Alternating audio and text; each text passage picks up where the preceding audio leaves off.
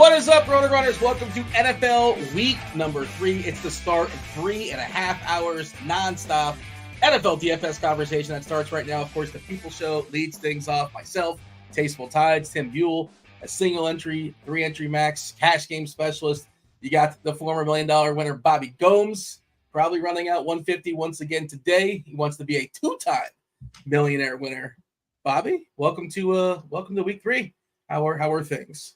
Welcome. It feels like I just want to sleep. I think I want to bed at like 4 a.m. And I don't know. I woke up at 8:30. Just got the wrong link from Devin, or it was my fault, but I ended up in the wrong link, so that's why we're like 2 minutes late here. But yeah, excited for what is it? Week 3? Week 3? It is week 3.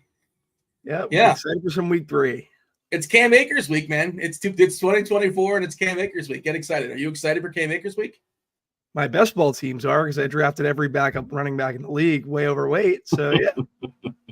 I don't think I have any Cam Akers. I have quite a bit of Cam Akers actually, which I'm pretty excited about. Want me to tell you the tricks of best ball? Pierce, he had that one play in preseason where he like, oh my god, he's got burst again. That's all it takes. That's all it takes. Just one play hits the social media, and all of a sudden he moves up 20 spots in ADP. Yeah, all right, I suppose. I didn't buy in and like egg on my face, I suppose. But if he's no Pierce, we got a 4K running back on FanDuel. The lineups you can make on FanDuel today are absolutely bonkers. It's kind of it's not like a full pick'em, but it's kind of a pick'em. And you can even make good lineups without Akers, which is, I think, an interesting conundrum, interesting conversation we will have on the show. Of course, we go all the way up to 11 o'clock on the East Coast. Then Neil comes in, as well as Erik Beimfohr, SquirrelPatrol. By the way, shout out to those guys. I believe Squirrel took down 200K last week. And Neil, I don't know what Neil did. I'm sure he did spectacular. But Erik took down 100K as well. So, yeah, that show was on fire last week. Do we want to talk about last week, Tim? Is it worth acknowledging? Last week was a pretty mad week for your boy. I don't know about yourself. I did horribly. My Matt Stafford take was incorrect. I tried to play Matt Stafford as my quarterback in single entry. That was obviously horrible.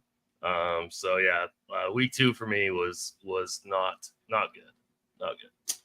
Yeah, 3 Rams in cash turned out to be 0 Rams in cash was the optimal way to go. Cooper Kupp getting hurt. And what's interesting, and I guess we'll have this conversation as well later on in the show, like the Rams think, well, we got to roster some of these cheap guys for the Rams because there's, they're down like so many receivers, but I don't really think any of them are going to be rostered to a great degree, and just with so much uncertainty around it. And I don't know how necessary they are, and they would be probably more necessary if it wasn't Cam Akers week, who's opening up some salary. But that's probably another route to go in tournaments. That's probably a good conversation to have later on. Tim, anything else that you want to say as far as week 2? You want to open up week 3? Some really fun games, some really bad games. I think there's, pretty clearly, appealing games from a DFS perspective. Then there's, Pittsburgh and the Chargers, and we're not sure the Chargers. I guess Herbert's going to be playing, but they're talking about having 3 active quarterbacks. He's kind of shaky right now. It feels like a first touchdown wins kind of game. We'll see. Fields, of course, is in play. We'll have that conversation as well. But, several games close to 50 as far as totals. I believe it was Rich Rebar put up the tweet about, quarterback and his passing yards this year so far. Small sample. 5? Is it just 5 300-yard individual passing yard games? Just passing is down in the league. Bobby, I know he puts his hand in the dirt. He probably can tell us why. It's the 2 high safeties. Is that what it is, Bobby? Is that what's going on? The league has figured out how to shut down big passes, unless of course you're Shaheed. Shaheed has figured out how to counter that because every single week that dude catches a 70-yard touchdown pass. But yeah, I don't know if it's small sample stuff or not, Tim, but it does seem like passing is down. Maybe the collection of running backs we have right now. I'm not sure. It's early in the season, the lack of preseason. I don't know what the answer is, but what happened to the game I love, Tim? I used to love the 300-yard passers, and we're not really getting them. Maybe we will starting today. You have any thoughts on that? And feel free to bleed into your overall thoughts on today's slate. Yeah, I mean it's hard to really know why we're having such a weak passing statistics so far this year. It's definitely been the year of the running back. Maybe perhaps it's a bit of an overcorrection from the years past that we've had. Like everyone's become so pass heavy. Maybe we're just reverting a little bit more aggressively to the other side of the coin. I'm not really sure. I do think that things will level out a little bit. I think we're getting a little bit overreacting a little bit too much on this kind of stuff. I think the good quarterbacks will continue to be good, and the wide receivers will eventually have those explosive games that we're used to seeing.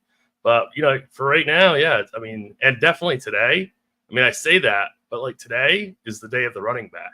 There are, you know what I mean? Like there are so many good running backs on this slate in such good spots at every price level. So it's definitely it's definitely an interesting slate for tournaments and cash games because, I mean, you're definitely playing 3 running backs in cash. Like we get asked that question every single week, and sometimes I'm a little wishy-washy about are we playing 3 running backs in cash? Well, today you 100% are playing 3 RBs in cash games. And if I was MMEing, I would probably make rules to be more aggressive to get running backs in my flex also. So it's definitely a huge week for RBs just because of pricing, matchups, and injuries. Bobby, feel free to give your thoughts on that as well. Is there going to be a correction coming when it comes to quarterbacks? Yes, producer Devin did catch me. I thought I could sneak away. You try to sneak away with that. You were trying to pretend we knew. We all got you. Yeah. I had an early morning cough. My apologies. I thought I could get away with it, but you guys are too slick. You're too on top of it. The new count is officially at 1. The line, by the way, 1.5. Bet the under. I'll be on top of it the rest of the way. Unless you slip me a 50 or so, then all of a sudden we might be able to change. My bad. I accidentally was on mute again. More than 50. We were don't lowball me. We were talking about too high safeties and mediocre QB play, and that's why passing's down. Yeah, a lot of these QBs are very young, and I just don't think they get through their progressions or manipulate the defense to where they can get teams out of too high. And as a result of that, like I feel like the physicality in a lot of these games has been way up. I just think of that CJ Gardner-Johnson hit on Bijan in the hole the other night in the Falcons and Eagles game. And that's a big boy running up the middle, and CJ just comes up and pops him. And now he's injured. So I guess that didn't work out, but CJ is or was. Interesting week. Running backs, a lot of chalk running backs, starting with Cam Akers, Jordan Mason, and Zach Charbonnet. Definitely not playing a lot of like all 3 of these guys together. Charbonnet seems like scary chalk. Mason seems like scary chalk, unless you've seen his preseason highlight where he did the double spin move and evaded like 3 defenders that Dean was talking about at the top of the show. Mason, I think you can poke a lot of holes in Mason. One of those being that George Kittle is not playing today, and neither is Deebo Samuel, and neither is Christian McCaffrey. And now we take out all of those pieces, and we have Brock Purdy, who probably is just a regular human being. So it's going to be interesting to see how that San Francisco 49ers offense is without their main pieces.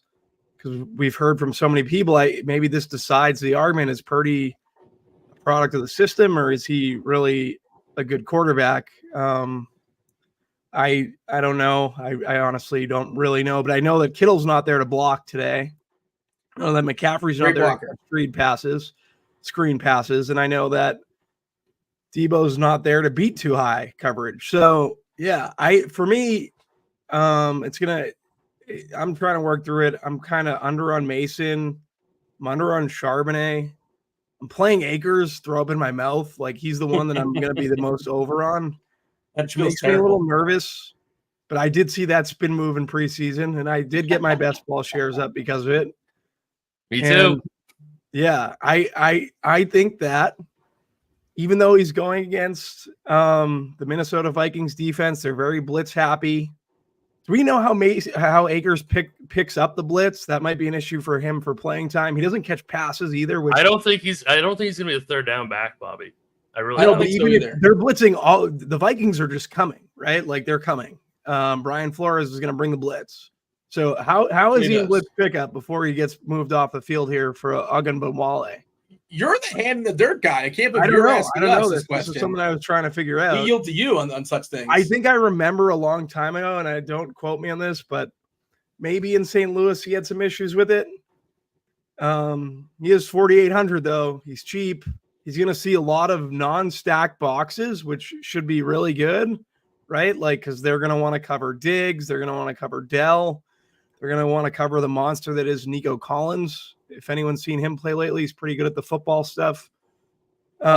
Houston passing is pretty interesting leverage. I think we got to put that conversation in the back burner as well, because I don't, unless people just go full on onslaught for Houston.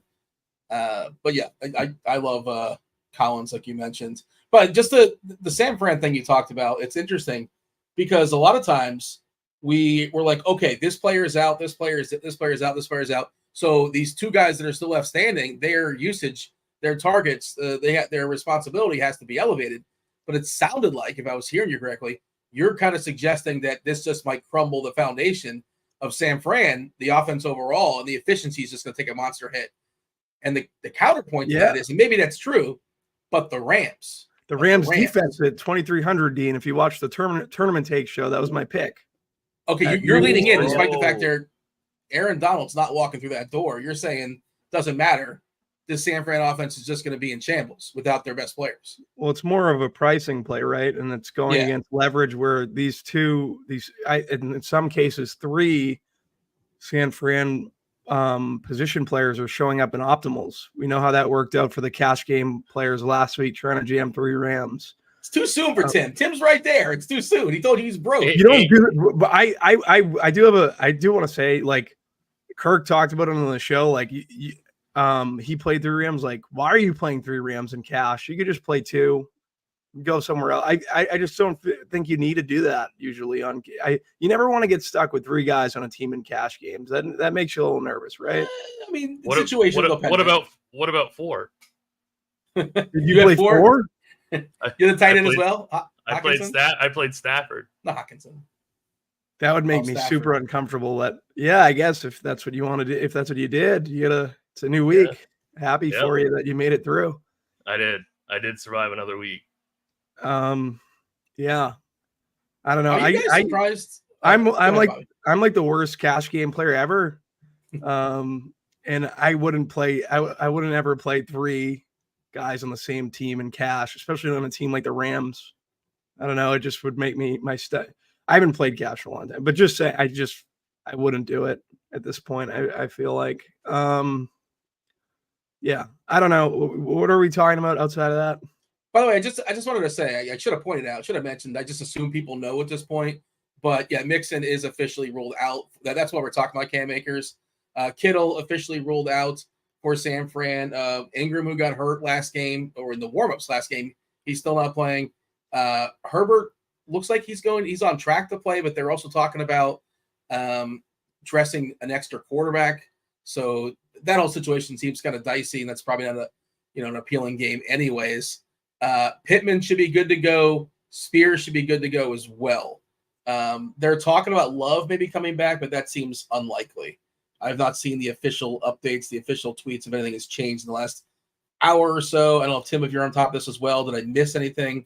I think that's basically who we're kind of monitoring. And, sometimes you get a surprise every once in a while. 11:30, that's when the actives come out for the 1 o'clock games, hour and a half before the 4 o'clock, 4:25 games as well. Tim, did I miss anybody? I don't think so. I think that was spot on in terms of injuries. Okay, so we're being told there. Yeah, that's what I thought there. Willis is going to start today. Get excited about that. And I mentioned Jacksonville. I don't know why I mentioned Jacksonville. Of course, they're not on the main slate, but that's for we have a two-gamer Monday night. So, and if you're a premium member, I know we're going to have CVR stuff for that. We'll have contact for everything, obviously. But, yeah, get excited. Overlapping, too. They're starting it I think within like an hour or so of each other. But get excited for the Malik Willis revenge game taking on Tennessee. I don't know how vengeful he is. Maybe he can summon his inner John Wick. But actually, I saw him being interviewed, and he was like, "Yeah, I don't feel any different." He's like, "As far as I know, I'm pretty sure they paid me when I was there." I mean, I don't think he was joking. Like, I'm sure he was getting paid, and he also wasn't very good. So, like, you kind of understand why they said we're going to move on.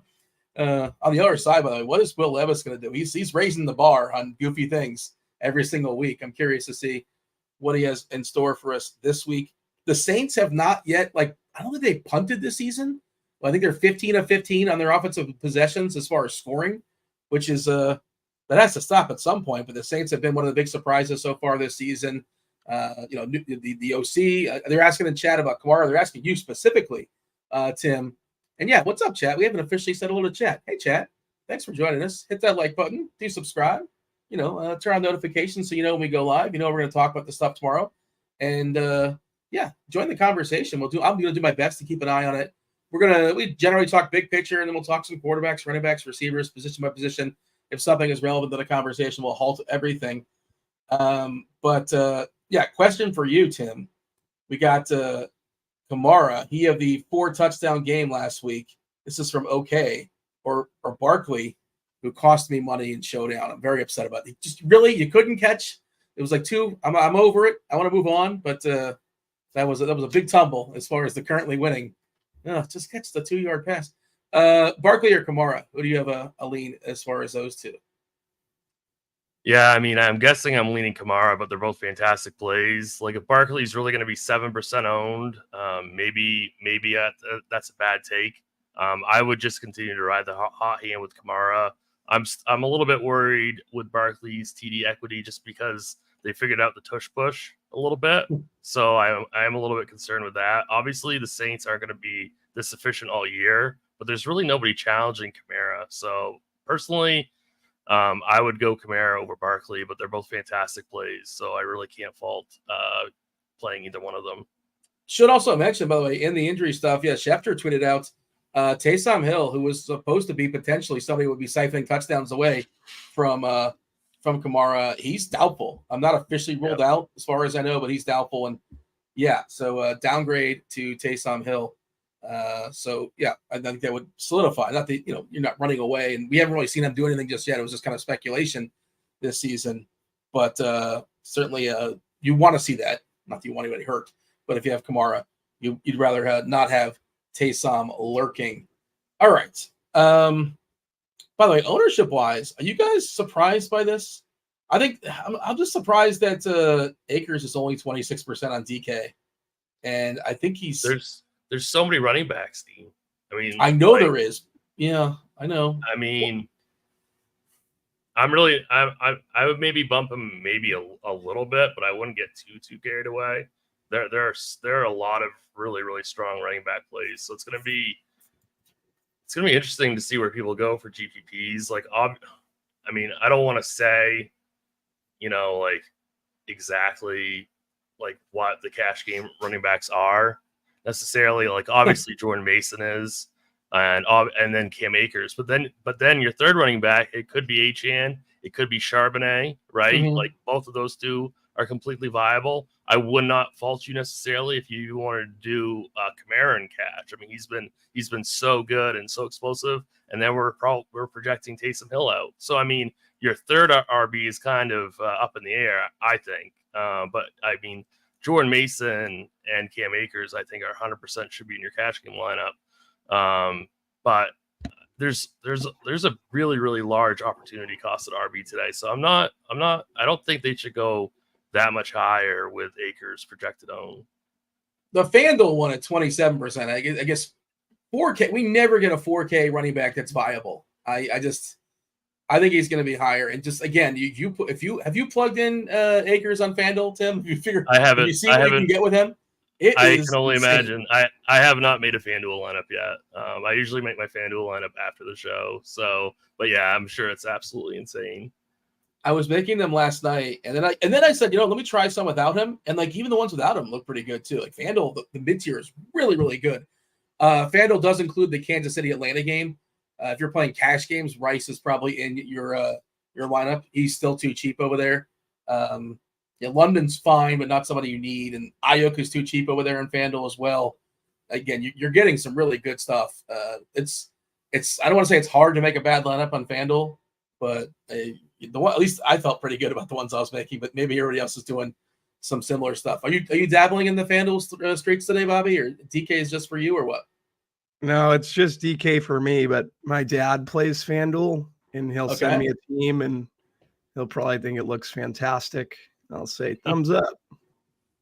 Is his hand in the dirt as well? Is he locked in with you? Is he following your content? Is he watching the Tournament Takes podcast? No, he doesn't even know I do this. I don't think, but he will what ask. Do you mean? He doesn't know you do content? I don't know what I don't know. He could watch it. I don't think he. So takes. He's randomly asking you, "Hey, what do you think of this?" He doesn't. He just sends it to me. He'll send it to me like 10 minutes before lock when I'm deep in the weeds, and then I give him the thumbs up. Yeah, he doesn't have the right etiquette. He doesn't. I don't want to call him out. That's bad fantasy etiquette. When you're bad fantasy etiquette. Tim's Broccoli Boy hits you up at like 12:50 and like it starts sick questions. Like, come on, dude. Yes, actually, he does. Broccoli Boy. Seriously, stop doing that. You're not a good friend if you're doing that. I'm gonna ignore you. I got a season-long start sit at like 3 a.m. last night. I was up. So that's better than 12:50. That's better than 12:50. Yeah, it's better than 12:50, but Mr. Gerke wants Tim. He wants your cash breakdown. Have you figured out your cash lineup for DK? And like the third running back kind of is. Well, it's predicated on what are you doing at quarterback and what are you doing at tight end, right? It's sort of like we do live in a salary cap and a salary cap contingent, and the first two, like you said, are kind of sort of like I don't want to say obvious, but it's like what's the third? All the viable ones with different tiers. We mentioned Mason. Maybe this is the week I get off Mason as far as for tournaments. This might be the stop. Well, I want to know. Up the ladder. Bobby said he was going to be underweight on Mason. Are you going to be underweight on Ayuk also, Bobby? I don't know. Not to switch gears here, totally, but I was just kind of like, if you're projecting Mason to be a bust, then are you going to go heavier on Ayuk? Or are you just going to be underweight on that entire team? I think it's double Ayuk. I like Jennings is probably my favorite cash piece from. I think Jennings is the safest. Mm-hmm. King Mata in chat was saying he's dealing with an injury. I've not seen that. Have I missed that? Have you guys seen Jennings is dealing with something? I don't know if King has got inside sources. But I might need to remove my tags here because they're both Ayuk and Mason. I was adding tags yesterday. All right, just disregard the tags too much because I think I've kind of switched since Friday of writing those guys up. I don't know. Like for me, I added a bunch of guys that I thought were good pivots yesterday. Just tournament pivots that I was looking to get to. Saquon being one of them. I know we talked about Kamara. I think the Saints can get gash on the ground here. They can give up big plays. I think Saquon at 7,700 is like an interesting pivot off Kamara. Like, everyone's just going to chase the 4 touchdowns. I know Taysom's not there. I'm still going to play Kamara. I don't think I'm going to be 2x the field on Kamara. I think I'd rather have Achane and definitely have Barkley. I would prefer Achane's probably my favorite running back play on the slate, but him and Barkley like in that similar price range. So Kamara will definitely have more exposure to those guys. Bobby, not to cut you off, Bobby, but so it's interesting your thought process as far as San Fran, and is it similar to Miami? And does it matter? I guess because the absence of Tua, Skylar Thompson in there, the overall offense is going to take a hit, right? They're really limited as far as receivers. We saw Achane kind of egregiously. I'm going to say egregiously. They saw the quarterback basically. Who knows what happened to Tua when he's going to come back? But we saw Achane out there getting 29 touches, still on the field. 5 minutes to go, down 21. What was that? But I guess like Miami's willing to give him, if they're willing to give him 29 touches going forward with his, kind of an injury history, not the biggest guy. If he's also like, his fantasy points per touch has been spectacular for a running back. I don't know how sustainable that is, but he doesn't need 29 to get there. I guess what I'm asking is like, do you think Miami's offense team total 18.5, Bobby, is going to collapse. Nobody's playing Tyreek Hill, just kind of floating it out there. Like nobody's playing him today. I'm not necessarily saying you should, but nobody's playing him. I am playing Skylar Thompson stacks in my 150 with Achane and Tyreek Hill and a run back of JSN. There it is. Not a lot of them. Maybe a couple mixed in, but you're getting Tyreek Hill at 2%. Like it's Tyreek Hill at 2%. I think he can get there no matter who the quarterback is. Just McDaniel has to scheme it up the right way. We know Achane's going to get a ton of volume as he was in when he shouldn't have been under 5 minutes with Skylar Thompson last week. And Skylar Thompson's going to check down as much as possible to Achane. The one I know you were getting at, Charbonnet. I just think Charbonnet kind of stinks, if we do the deep dive. So I think Charbonnet is the chalk that I'm just completely Xing. I can't play that guy. I can play Tony Pollard right in that range. I think other salary options that are in that range, although not at the same position, but you could play George Pickens. No one's going to play him. He's at 5,800. You could play Sam Laporta, 6,200, tight end. Those I would rather allocate salary to those positions over Charbonnet. But it's specifically at the running back position, I think Pollard's a very interesting pivot. Zamir White, who no one wants to play, is a good pivot at 5,500. I want to play him today. I'm playing him today, yeah, for sure. He got the coach speak. Antonio Pierce, we just know he wants to be the hard-nosed, run-the-ball coach, and it's a great matchup to do it versus the Panthers, who can't stop a nosebleed on the ground. So Zamir White seems like a better pivot. Pollard, I think, is a great pivot if we think Spears is going to come in hurt. He is hurt, and Pollard's just going to – I would imagine they're just going to ease him back in. I don't think it's going to be a 50-50 split right away. I like Spears Pollard with Tennessee defense versus Malik Willis. I think we got the downgrade, but it is an upgrade.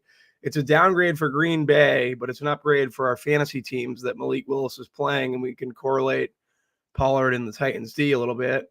So I like that play better than Charbonnet. I think Charbonnet, I'm completely Xing Charbonnet. Just seems like a horrible play. Tim, when you're single entry stuff, and by the way, we're just going to talk running back first and then jump back quarterback. We don't generally start with quarterback, but running back feels like the best conversation for this slate. Do you guys agree on that? I do. It just sort of dictates this entire slate. Yeah. And I didn't really get an official take from Tim as far as Achane. And like you said, he's in the running back in the cash conversation for sure. He might catch 7 dump offs if they're in this game. He might touch the ball again 27 to 30 times, which is, you're getting 27 touches from Achane. You can't bank on that, but if you get that, you have to feel spectacular about it. And what about Charbonnet in single entry in tournaments? Tim, we know he's going to be popular for cash. Running back talent, we care more about opportunity, right? Talent is more of a receiver thing, but running backs, you're going to touch the ball 20 times. You kind of have to get there to some degree, various degrees. Did we lose Bobby? Is Bobby coming back in here in a second? I'm not sure what happened to Bobby, but he just disappeared on us. So hopefully he'll pop back up momentarily. But Charbonnet played over 90% of the snaps last week. He's going to get opportunity in this game. It's definitely a gutsy fade by Bobby. Obviously, it's his money. He can do what he wants with it. I'm probably going to be playing Charbonnet in cash games. I'm not 100% sure what I'm going to be doing with single entry. It's very good chance that I'll be playing him in single entry. So it's really, really tough because again, it's all about that kind of our RB3 situation. Your third running back today is a very, very difficult decision. The other person I wanted to talk about who is tagged in lineup HQ is Kyren Williams. I don't know if Bobby mentioned him, but if you take Bobby's thesis of San Francisco is missing all these players, they're not going to be very efficient, they're going to struggle on offense. Well, then I would think that I would want to get to $7,100 Kyren Williams, who is going to be well under 10% owned. So I really like him as a pivot. We have this loaded range between 7K and 6K, and I don't think anyone's going to want to click on Kyren Williams. I know this Rams team is awful, and it's not a great setup. But I mean, Kyren is an explosive back, and if this game stays close, and if San Francisco struggles with offensive efficiency, then Kyron's going to get plenty of touches, plenty of opportunity to pay off that price tag. And if you believe that the Rams are going to keep this game somewhat close, and the Niners are kind of inept offensively today, and Bobby right on cue, like you can pair them. You can pair Kyren with that defense as well, a salary saver, kind of open up some money elsewhere. And I kind of want to avoid the Demarcus Robinson, Whittington, Parkinson conversation. If you guys have takes, I've seen people float out Atwell this week.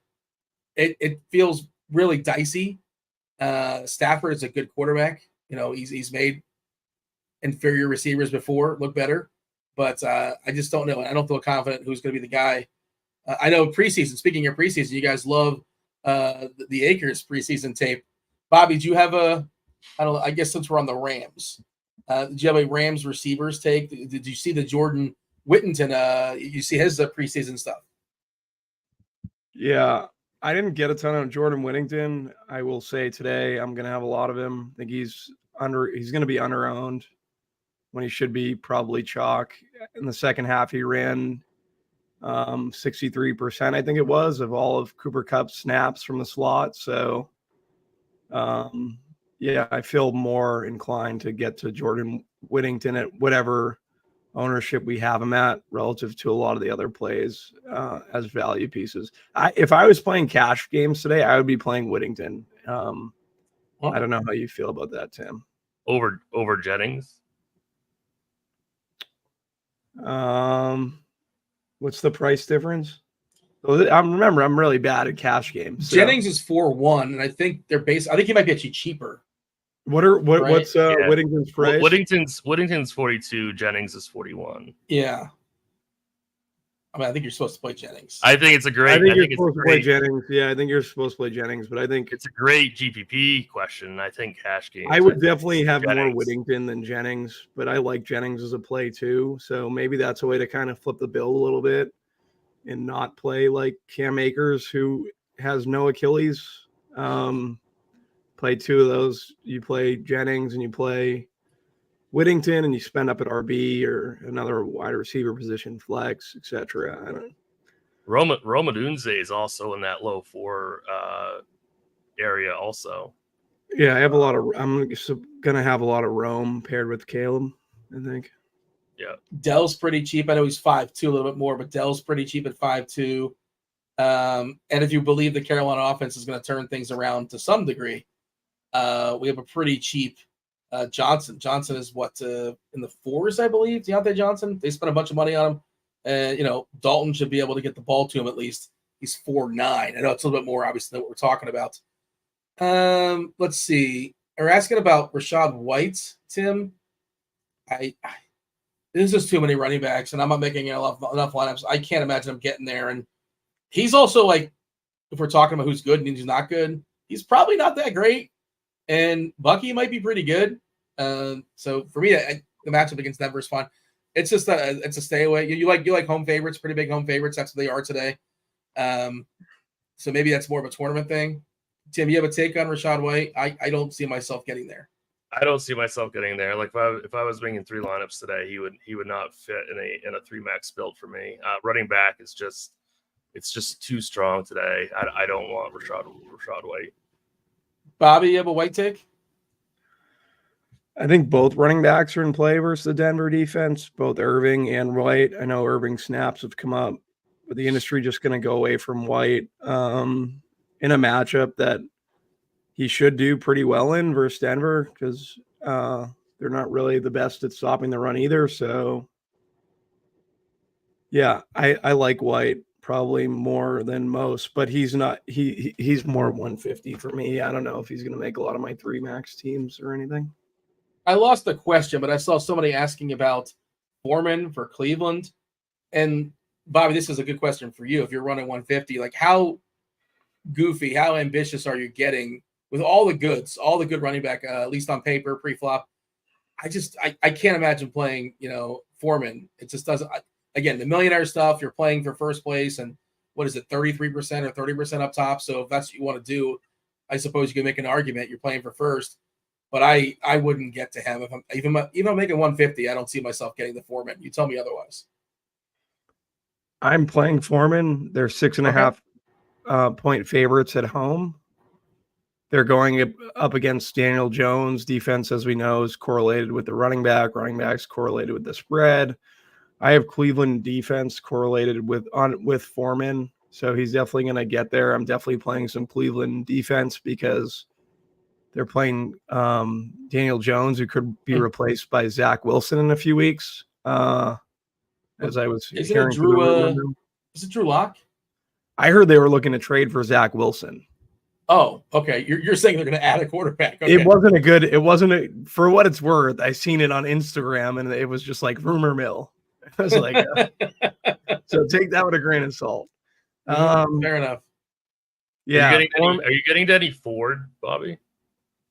I don't play Ford. Foreman got why Foreman over Ford? Foreman got all the snaps last week at the end of the game, right? I'm pretty sure Foreman was the guy. Ford's if I was making 150, if I was making 150, I'd get exposure to both Ford and Foreman because I just love this game for Cleveland. So, but yeah, I don't think playing Foreman is too ambitious in a 150 setting at all. I think it's a really, really valid and strong pivot away from the way chalkier Akers. I never play Ford. Is he good? I don't even know if he's good. Why did he get replaced by Foreman last week? It's just the matchup, Bobby. I mean, but the Giants have an adequate front seven. It's more like you're just getting the opportunities. And if you're getting the opportunities on that side of the 50 or near the goal line, it might be I lean to think it could be Foreman. I may be wrong in saying that. I don't know the snap rates within the 20 or any of that. Ford's probably the better player when you're expecting them to be playing from behind. And Foreman's probably the better play when you're expecting them to be playing in front. And if you're expecting them to play in front, I think they're playing from in front. Yeah. Yeah. Like we saw, Ford had 7 targets against Dallas. They were down, against Dallas basically that entire game. And they played from ahead against Jacksonville and only 1 target, 7 carries. But yeah, I mean, so maybe I shouldn't have been so harsh on Foreman. I just feel like Ford is a little bit more explosive. All right. Other names being thrown out in chat. Lots of names being thrown out in chat. Let's try to stick to running back if we can. Why would you trade? They're asking about Carson Steele. That's a FanDuel question. Did you guys know Carson Steele is a pet alligator? I did.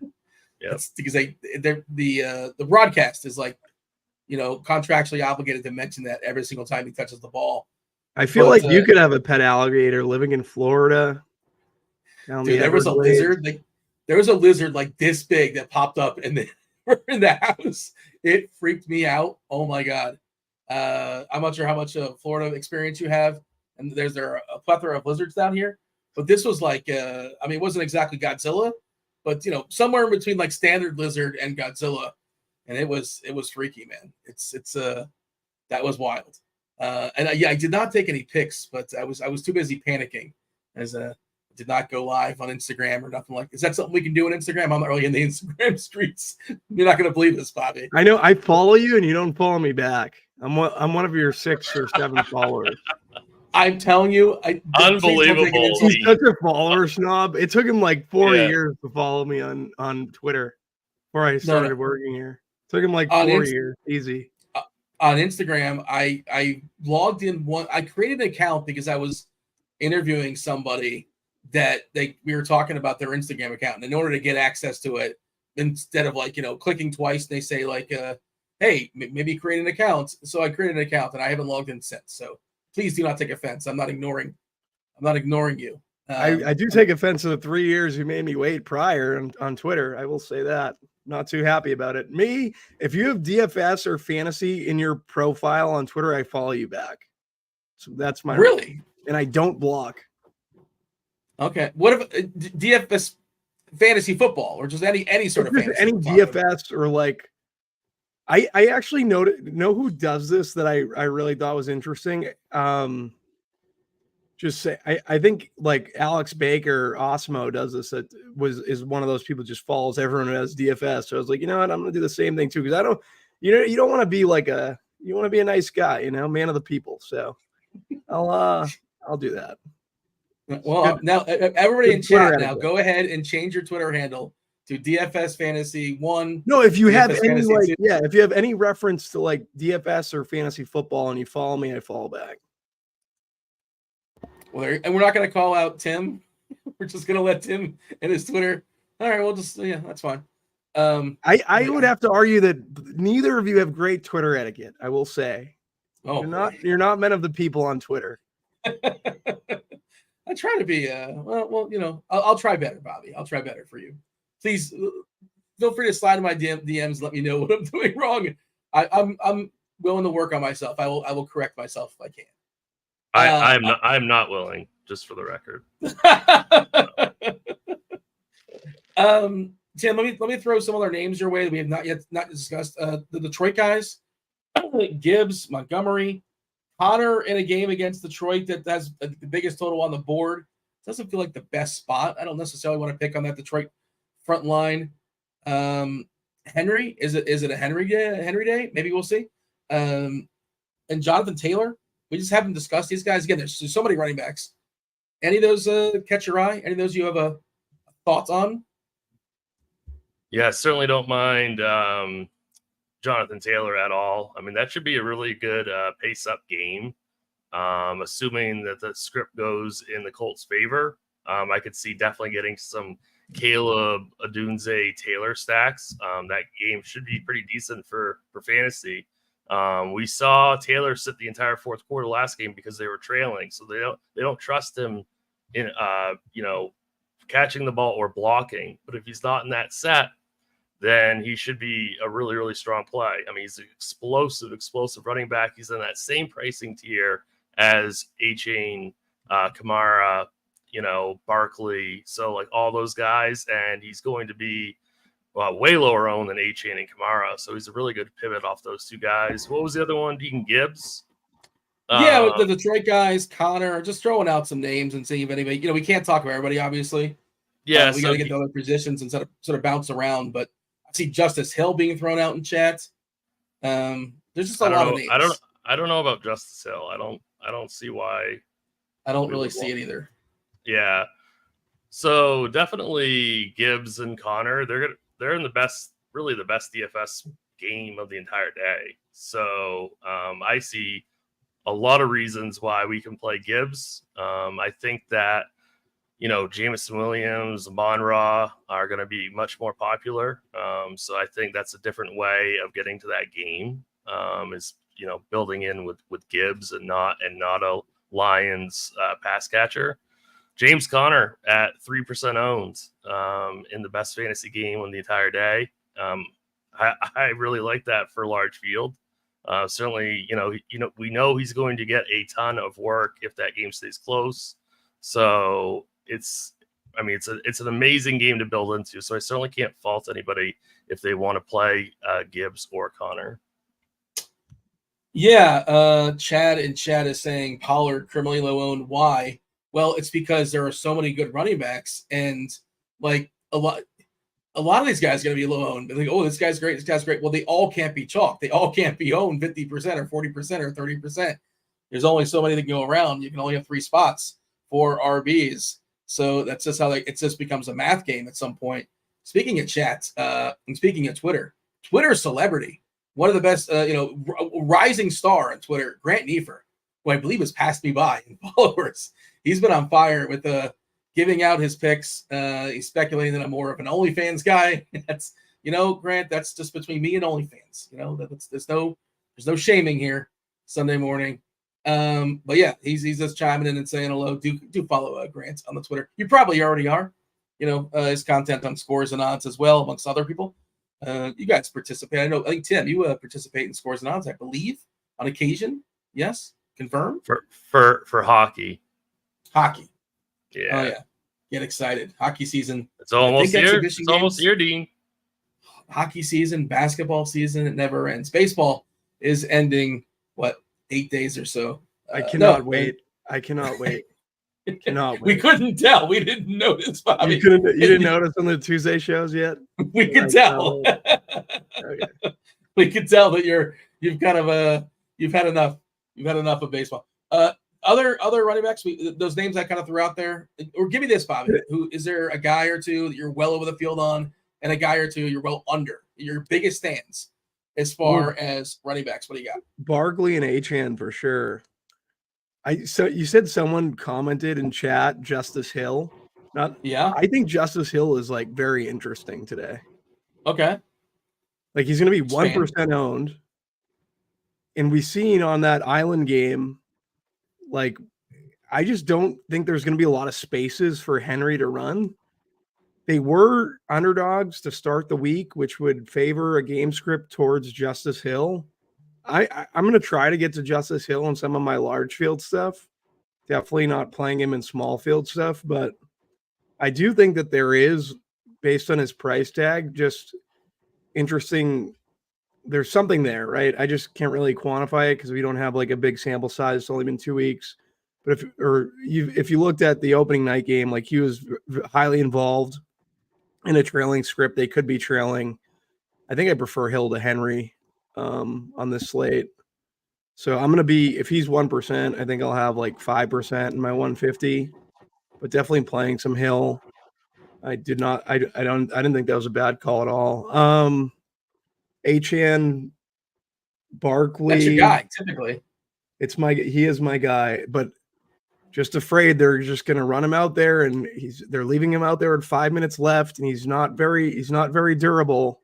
So be careful how you use my guy. But you want that like today, like selfishly, you want that. Want that, but I also have a good bit of Jalen Wright, so I don't. Whoa! Wait! Whoa! What? So this is what I did in Best Ball, Dean. I just drafted Hero RB in every backup running back that I could possibly get 3x the field on.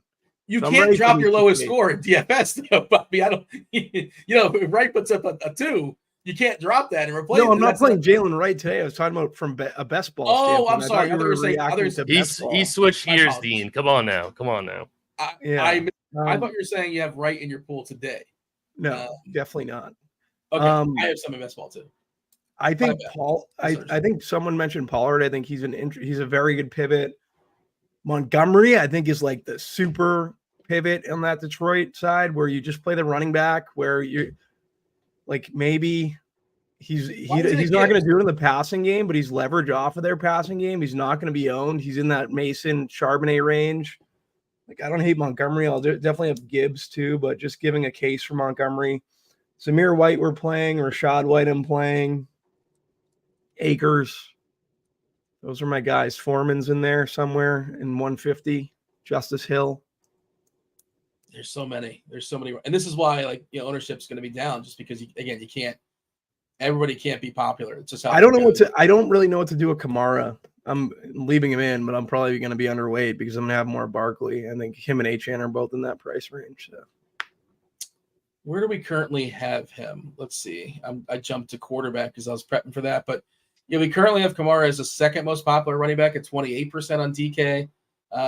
But Mason at 38, I just think that's a little bit too high. And on FanDuel, I think he's lower over there just because they really baked him up on FanDuel. He's very popular on FanDuel. He's very expensive on FanDuel. He's fine, but and you're talking about maybe that the foundation kind of crumbling a little bit for San Fran potentially.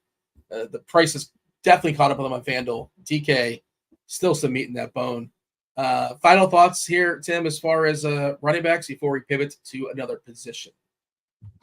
Yeah, so obviously an absolutely loaded position. Definitely starting off your cash games with Akers and Mason. And then your third running back is definitely kind of up to you decision. You can go up to Kamara, down to Charbonnet. It's definitely a couple different guys, but it's definitely a 3 RB week in cash. Then I don't mind guys like Jonathan Taylor in tournaments. Don't mind a little bit of Kyron Williams also, Saquon, and then we didn't even talk about Josh Jacobs, who had 35 carries. No. Like they're gonna do whatever they can to hide Malik Willis. We all know 100%. that, right? So, I mean, if Jacobs had scored a touchdown, he would have absolutely broke the slate, So, I mean, he could conceivably run the ball another 30 plus times in this game. If he breaks like one long run, he's going to win a GPP. So that's the game plan, by the way. Ideally, like I know they want him to touch the ball 30 times. Right, exactly. But if he's not. I mean, he just hasn't really like broken a big play though. So, but if he does, he has fumbled in the end zone though. Yes, he has. But I mean, he's going to be under 5% owned because their running back is so loaded. So imagine, you get a guy who's going to be under 5%, who's going to rush the ball 30 times. I mean, I would consider him even in the 3 max. Like, I'm probably not going to be playing him in my single entry, but I might get to one of him in a 3 max setting just because his usage is going to be absolutely insane. I don't know how this affects projections. I'm on a projection team, but Tennessee is wearing the fabulous throwback Houston Oilers jerseys today. So, all right, well, forget everything I just said then. Yeah, I mean, they can't lose. My bad. Those are just best uniforms in football. That's a real hand in the dirt take, Dean. So thank you. They are. Have you seen them before? They're real and they're spectacular. Have you seen the throwback Houston Oilers jerseys? I have. They're beautiful. They are really good. Yeah, I saw that. I'm a big fan of like the modern retros, or you know what I mean. Like, what's your favorite one? You got a favorite team? Like the Patriots? I will say the Lions, the new Lions one. Thank God they finally got that jersey correct. Like it looks good. My favorite one's probably the Dolphins. I'd say. Dolphins is pretty nice. Yeah, the chat's going to be chiming in now. This will wake the chat up for sure. Now all of our questions will be lost in the shuffle. Going to talk quarterbacks here in a second. Do want to mention Splash Sports. If you played Survivor NFL the first 2 weeks, it was a bloodbath. Good chance you might be part of the over 60% of people who have been eliminated. Do not fret. You can start a brand new Survivor contest starting week 3, starting this week on Splash. Splash is available in 34 states, the leading in peer-to-peer fantasy and betting contests.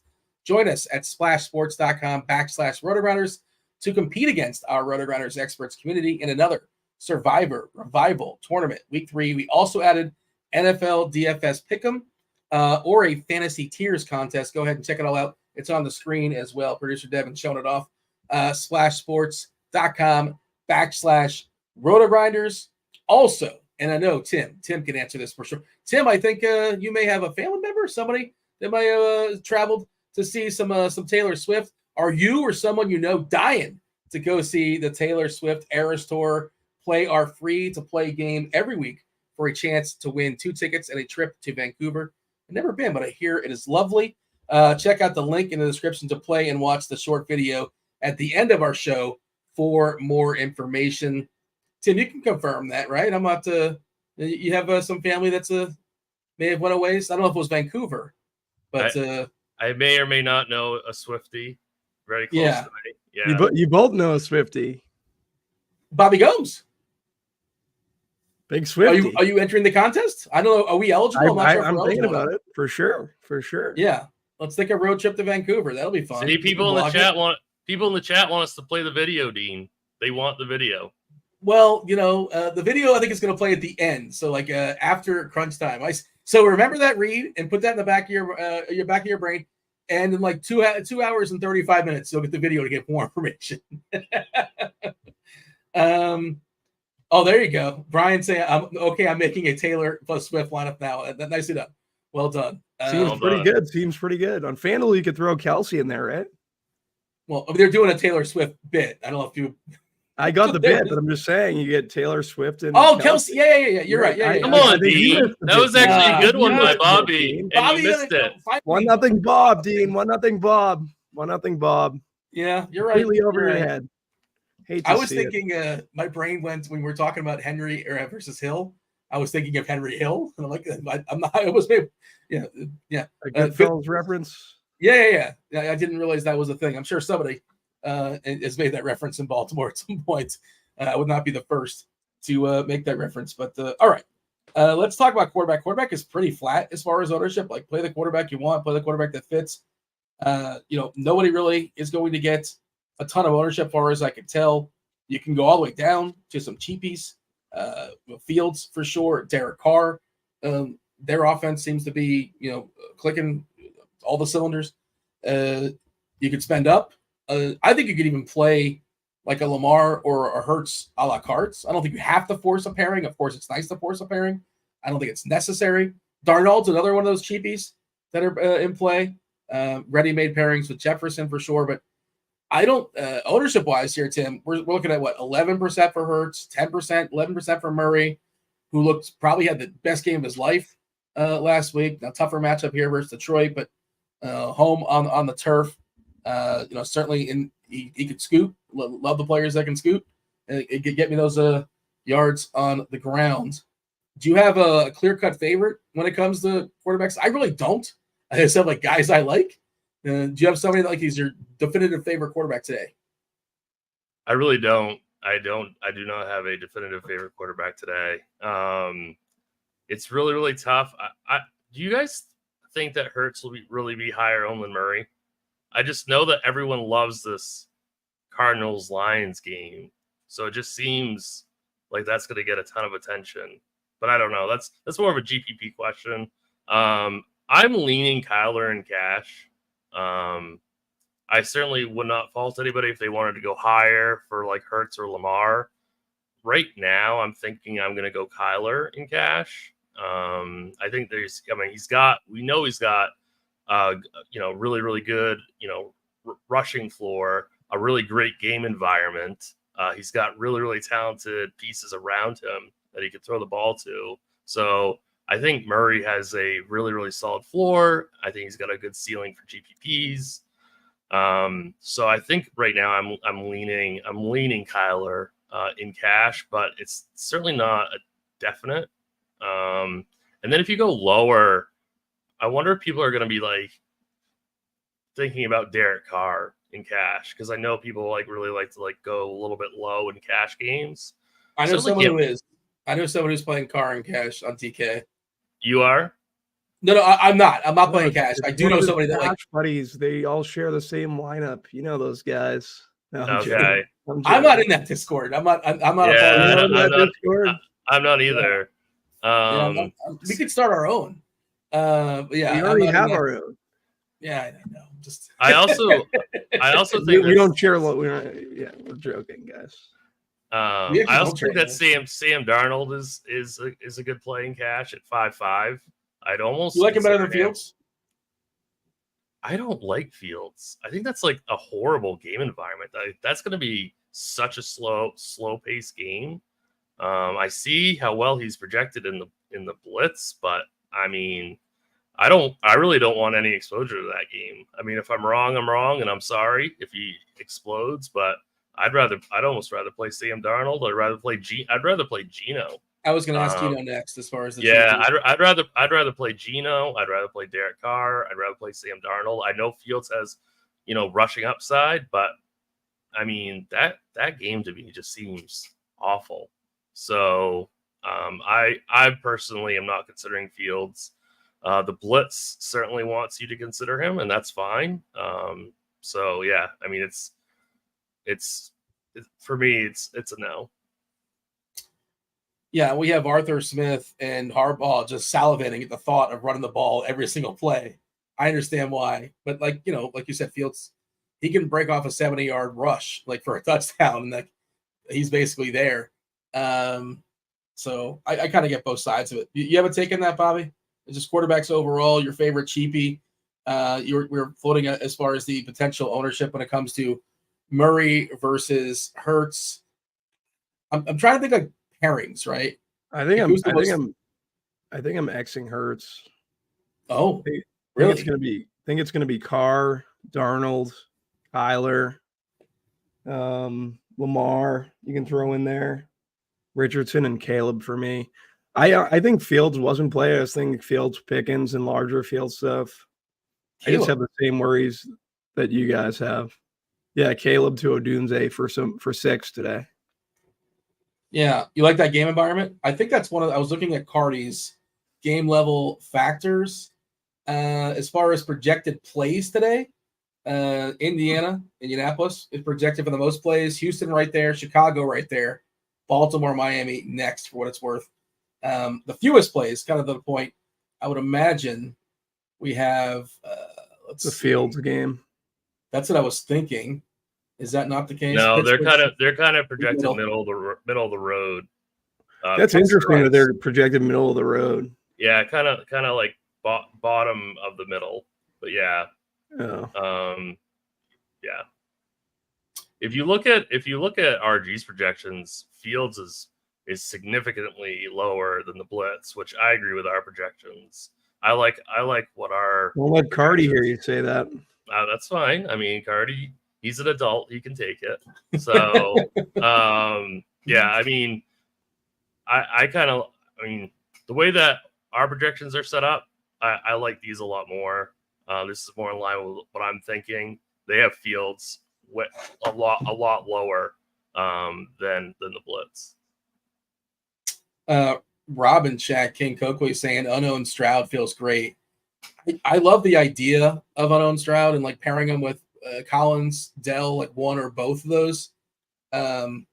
Guess what's the run back? I guess it's Jefferson. That all of a sudden, we're squeezing pennies here. I just wish Stroud could move a little bit more. I'm biased against the quarterbacks that don't move, but if he puts up 303, I suppose who cares? Which he certainly can. So, do we have a take on that, Bobby? You ran off your quarterbacks in your pool. It didn't sound like unless I missed it. I do have Stroud in there. I skipped over Stroud, but I'll be playing him with Diggs. Short area targets gonna go to Diggs. I thought you're a Dell guy. I am a Dell guy. Like I think the Texans. I think a lot of people think the Flores matchup is going to be difficult. They're going to play too high, blitz from everywhere. So I think those short area targets go to Diggs. I think you can boost Schultz because I think he's the only tight end there this week. The backup tight end got hurt. And the doubles, obviously, you can bring Dell along with you. I think Collins is probably my third of the Texans receivers. I think I prefer Diggs, Dell, and Collins. If I had to rank them, Diggs, Dell, Collins. Diggs revenge narrative too. We know how we like you. If you're the offense, if you're Bobby Slowick, right? He seems like a guy like Stephon Diggs. You're getting him a touchdown today. There's no doubt in my mind because he's such an egomaniac and such a head case that this is how you keep him happy. This is it. This is the spot. It's very easy to do. Get him his touchdown. I like Diggs in tournaments. Maybe 2 touchdowns. He already had 2 the opening week, but he didn't have. I don't think he was very much involved last week. It was more Collins. I think Dell's going to get going. So I think the doubles with Dell and Diggs make a lot of sense today. Tim, anything else as far as quarterbacks? I mean, there's a pretty good collection. You could sort of create your own adventure. Would you consider playing Hurts naked? I don't feel like I have to pair him. Like I want to pair him, sure, but I don't think it's a must. If I can't make it happen, and I think you could sort of play Hurts and Kamara and one of Shaheed or Olave as kind of a game stack. Like maybe I'm being silly. Maybe we're overthinking it. And I probably should just pair him with Smith, but or Goddard. Yeah, I mean Goddard. What is his? He's fine, but what is his ceiling? Yeah, I mean it's true, but he's fine. He doesn't excite me, but he also is not priced to excite me necessarily. Personally, I don't like the idea of Hurts naked. I think you got to pair him with somebody. But I mean, I get what you're thinking. For even sure. Like a 400 person field. Like I'm not talking about 30,000. I'm talking like no, I know. I'm thinking more of our size contest too. I don't know. I still kind of like just going with Smith if you're gonna play Hurts. Why can't you pair him with Saquon? You could. And you can do that too. Stuff, I think you can get away with that 100%. It's different. You can do that too. I think that's a good angle. Yeah. Maybe we got to get to a bounce back game from Barkley after that disastrous ending on Monday night. I'm trying to see if any other quarterbacks there being thrown out in chat. I don't think there's a ton to say. We can kind of move on, and we're kind of talking about the quarterbacks as we're talking about the receivers, which we are going to talk about in just a second. About 25 minutes to go until the next crew comes in. Ebeimfohr, SquirrelPatrol, that's John Breslin, and of course Neil coming in as well. They'll take you guys up to crunch time, which is 12:10. I believe crunch time. It's Will and Kristi I'm not sure who else is coming in. My apologies. I should memorize this, but I did not. But it's a very sharp crew for sure. I promise you. No reason to go anywhere else. We have 2.5 hours until I think it's kickoff. Brit Devine. I think it's Brit Devine. Oh, never mind then. I take back the sharp thing I said. I was gonna say. No, I'm joking. I kid, Brit. Just joshing him. Brit's let's shout out Brit because he was awesome the first 2 weeks of the season on scores and odds. I think he's up like 20 units. I'm sure he'll correct me if he's listening or I'll let you guys know, but he was up like 20 units the first 2 weeks of the season. He put a lot of bets in there, and I was talking to him pre-show a little bit actually, and he's already telling me to bet week 4. He's already telling me, you should bet this team week 4 because the line's going to move. So he's on top of stuff. Is the point I'm trying to make? By the way, we should go ahead and speaking of Brit, you can play against Brit in the NFL Listener League. Do not forget to join in the fun each week with RotoGrinders Listener League. Play alongside other viewers as well as your favorite hosts, Bobby Gomes, Tim, Brit. I'm not sure who's in there. Some I built my team this week, so we're. Oh, you did it for the Tournament Takes podcast. Well, like we all built it together, but I just sent Kirkwood what I thought was like the best at the end of the show, and I think that's what he played. Okay, well there you go. I know spots are limited, but if you win this, if you happen to take this down, every single week you got a chance to win. If you get first place, not 1 week, not 2, not 3, kind of 4 weeks, 4 weeks plus, depending on the month. A month, you get a month free of RotoGrinders Premium, and that's not just NFL. It's football, baseball, basketball, hockey. Hockey season's right around the corner. NBA right around the corner. Golf, everything, all the goods, the bells, the whistles, the optimizer, the articles, the lineup HQ, all the tools that Devin is showing off.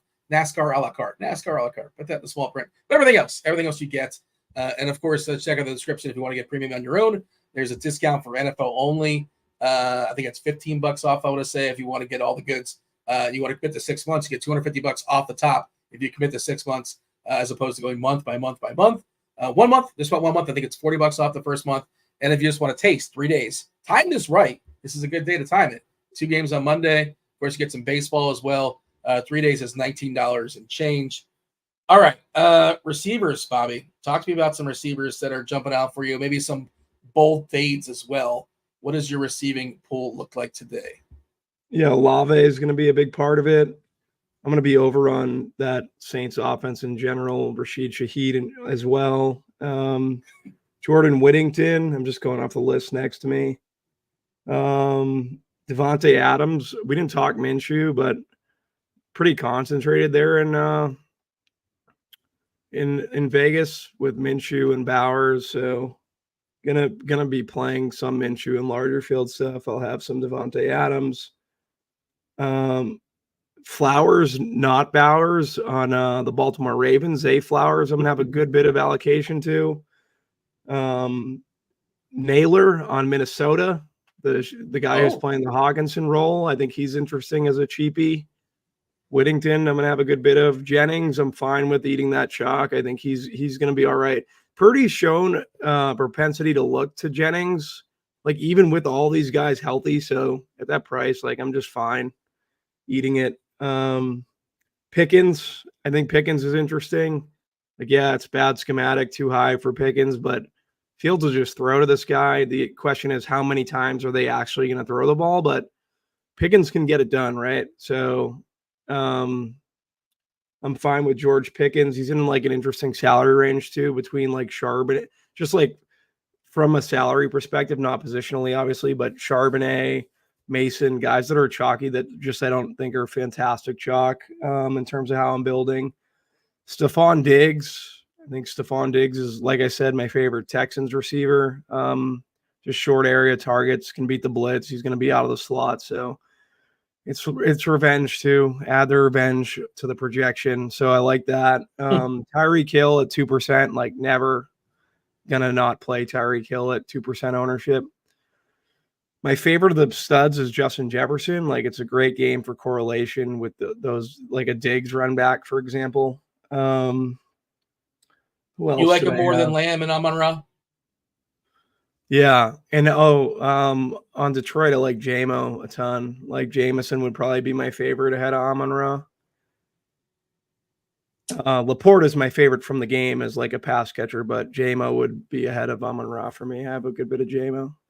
It was 55 passes last week for Goff, and I think 3 targets for Laporte. I feel like they're going to correct that this week. He got good coach speak from Dan Campbell and then the OC as well. So they doubled down. Basically, you like Campbell? You seem like a Campbell guy. You a Campbell guy, Bobby? What do you mean by that? You seem like a guy that would like he would enjoy his antics. What are you trying to say? Not an insult. Yeah. He's interesting. Yeah, he's an interesting. I feel like I'd like to play for him. Yeah. Roma Dunze at 4-2. I think he's a very good pivot off chalk and GPPs. Him, Caleb to Dunze and DJ Moore doubles make a good bit of sense to me. That's pretty much everything I have. Deontay Johnson at 4-9. I gave you JSN. He got all those targets last week. I will say though, sports radio in Boston has like this conspiracy theory that because the rookie OC there is from Washington and the whole Belichick family's like at Washington now, he was given, because what they were doing was they were running pace up to not let the Pats defense set. And that's when Metcalf threw the touchdown. I know the passing rate over expectation was higher, and that's why everyone loves Geno this week. But what I'm saying is that might have just been a product of maybe Bill being a little petty, getting in the OC's ear and saying, this is how you beat them, and you go pace up, and then they can't make adjustments pre-snap. So that's just one of the conspiracy theories on sports radio. If you want to wear a tinfoil hat, go ahead. But how much sports radio are you listening to? Local sports radio is that WEEI? Is it the big one? The Sports Hub. WEEI was the big one, but now it's 98.5, the Sports Hub. Yeah. Okay. I was just going to get my Zins and coffee the other day, and I turned it on. Yeah. All right. You should listen to the Pick Six show, right? Just throwing it out there as an option. There's a lot of options. It's you, Daigle. Yeah, I've listened to the Pick Six show. I went in the chat, I commented, and you just completely ignored me like we don't do shows together. Typical Dean, like Twitter. It was like Twitter. By the way, speaking of Twitter and speaking of premium, there's another way you can get yourself RG Premium. If you just go ahead and answer my tweet, I'll go ahead and drop it in chat. Do not answer the question in chat, but answer the tweet and the boldest and most accurate take. Be bold. If you're not bold, it doesn't matter if you get it right. But get yourself get correct here as far as this tweet, and I'll get you a week free of RotoGrinders Premium. Last week somebody said. Last week I think somebody actually predicted the Kamara 4 touchdowns. Can't remember what it was, but yeah, some bold proclamations. If you bank it, you get yourself a week. Doesn't cost you anything. Just respond. You don't have to follow me. None of that stuff. It's appreciated, I suppose. Sure. If we need to break a tie, which one is following me? That's how we break the tie. Actually, I take it to Tim and Bobby. Who are you? It should be who are you following? Because you're asking everyone to comment on your tweets and you don't follow anyone back. You're a Twitter snob. I follow over 1,000 accounts on Twitter. I don't know what you're talking about. I probably follow more people than you do. I don't know. You don't. I think I have 3 now. You're following all the local radio stations in every market. So that probably adds up pretty quickly. Devin did say that there's a fair bit of spots remaining there. There's 200 available, so 136 of the 200 spots in that listener league have been claimed. Again, that does not cost you anything. It is in the description. And if you finish first, you get a month free of RotoGrinders Premium. If you're playing on DraftKings, just click it and throw your lineup in there. There's no downside. There's no downside. What else are you doing at this point? You're listening to the show. You're probably making lineups. It takes you less than 30 seconds. Jump in there. Tim, receivers. I went on Lineup HQ using one of our tools, and I'm like, points per dollar. We don't talk a lot of points per dollar, but I think it just I want to make the point that there's nobody under 4K that is. I'm sure somebody is going to get there under 4K, but before the games start, the most popular guy right now, math wise, point per dollar, Brandon Ayuk. He's almost 3x as far as his projection. He's in the 6s. Johnson for Carolina is next. Dell's too cheap, but I'm trying to find the first player in the 3s. Odunze is at 4.2. He projects well. Long story, Jennings at 4.1. Is there nobody under 4.1 that we're willing to roster? Rashad Bateman is the best, quote unquote, best 3K. Team's dying to talk about Elijah Moore right now. Just throwing it out there. No, I don't think I'm not. I don't want any connection to the stench that is the Cleveland passing game. But maybe that's famous last words. But I'm kind of surprised that he's getting at least he's getting some popularity. I'm not playing Elijah Moore. At least that's not the plan. If he ends up with my team, something happened where I was in scramble mode, and I'm not happy about it. He's 3-6. Tim, long story short, I'm just kind of asking: is there anybody under 4-1 in your pool that you are considering? No, I mean there really isn't. I really don't think it's necessary. Like even if you go up to Justin Jefferson, you don't have to go to anyone under 4K because you have Jawan Jennings right there at 4-1. You have Rome Odunze at 4-2. You have I don't know. There's a couple other guys that you can consider. Maybe not for cash games, but certainly for GPPs. I think Michael Wilson is an interesting GPP play at 41. Obviously, we got the Rams situation. Obviously, Jordan Whittington at 4-2. I mean, these are all like pretty solid plays. Jalen Naylor at 4-4, but really under that, I don't really have a take. I think that those would be very, very highly speculative plays, and I'm certainly not considering any of them for cash games. I'm not considering any of them for single entry either. Covey being thrown out in chat. Yeah, he caught a bunch of passes, like 1-yard passes, basically for Philadelphia. He might be in the slot again just because of Brown. He kind of surprised people by drawing the start. I don't know what the upside there is, Bobby. Maybe like 3 or 4 more catches for 7 yards or something like that. Maybe it's possible you break one, I suppose, but seems unlikely. Do you have anybody in your pool under 4-1? I was gonna say Covey. Covey's what, 3-2 or 3-3? 3-2. Yeah. I mean, he can sneak in the box, I suppose. Yeah, I guess if you want to tell yourself a story, yeah, sure. If I had to just call a touchdown, say it again. If I had to, what about one of these Denver receivers, Marvin Mims? What was his snap rate last week? It was non-existent. It was non-existent. Yeah, not basically. Him. Yeah. Who could get a weird touchdown is Nelson Aguilar. He's at 3.8. Lamar likes to go to Nelson Aguilar 3.5. Like I wouldn't play him, but I'm just saying. I'm just thinking of guys that could score. What about Tim's boy Jalen McMillan? What about Jalen Tolbert? Tolbert as well. Yeah, Tolbert makes sense if you're running DAX stacks. I grouped them in DAX stacks. Is he under 4K? Yeah, he's 3.8. Yeah, he's 3.8. Okay.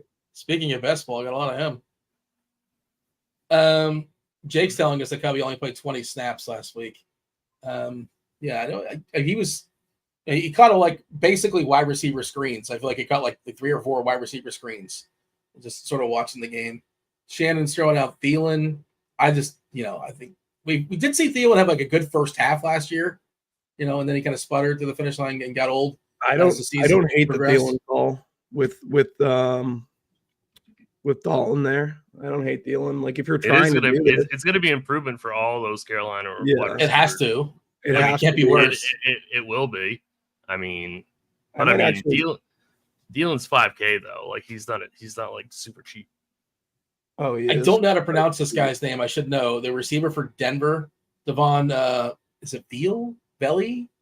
I know he got some work last week, and he was another one of those guys that people were drafting in best ball and speculating on. And the whole thing is so weird because like Peyton's his first draft pick, he traded up to get Mims, and like he just never plays him.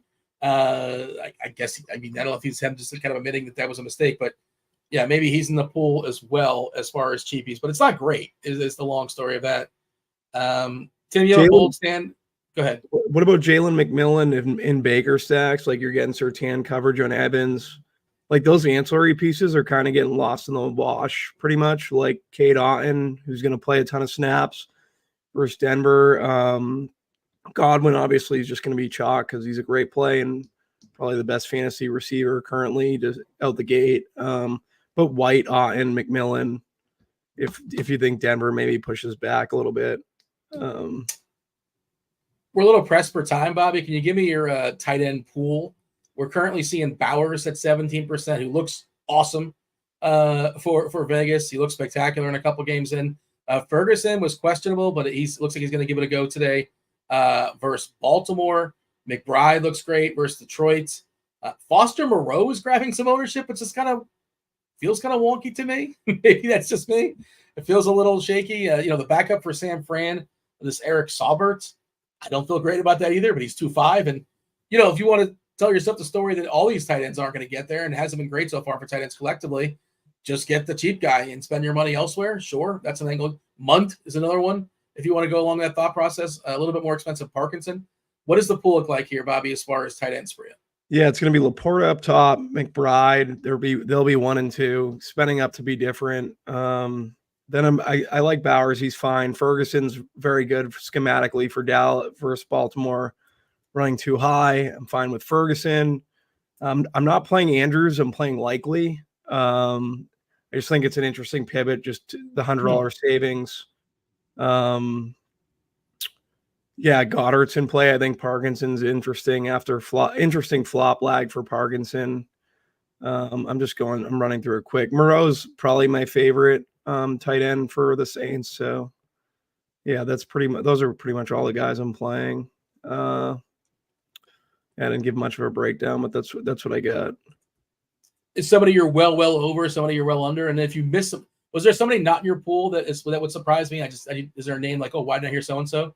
I was trying to follow along, but I'm trying to see if there's who's the boldest X you have in your set as of right now? I don't really, I didn't look through who I X, but maybe Andrews is probably the boldest X, I guess. Yeah. People are going to be on Andrews. I'm just going to play the younger, better version that doesn't have to block to stop the pass rush. So yeah, I'm going to play this Sauber guy. I'm sorry, I'm going to count, but the Sauber guy's bounced around all over the place. 2018, Atlanta, 2019, Chicago, 2020, Jacksonville. He was in Denver for 2 years, Houston last year, now San Fran. I looked at his player profiler as well. Ed Dixon is his comp, which just doesn't excite me, but he is cheap, and I guess he'll be on the field. They might have him block a fair bit. I don't know. I'm not sure how necessary it is, but that is your 2.5K tight end for San Fran. What do you got, Tim, as far as tight ends? So overall, I mean, obviously McBride is the top overall option. Not absolutely necessary that you pay up for him in cash games. I like Brock Bowers a ton. If I can't get up to McBride, I would happily go down to Bowers. Absolutely fantastic spot for him at only 5,400.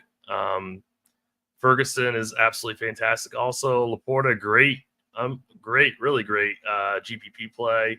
Great way to flip the build in the chalkiest game of the day. So Laporta at under 5%, absolutely fantastic.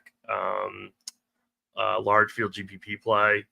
I think if I wanted to go down, it would probably be Parkinson, then Munt, and then Saubert, I guess. But I mean, I'm probably gonna live like close to this, like Ferguson, Bowers.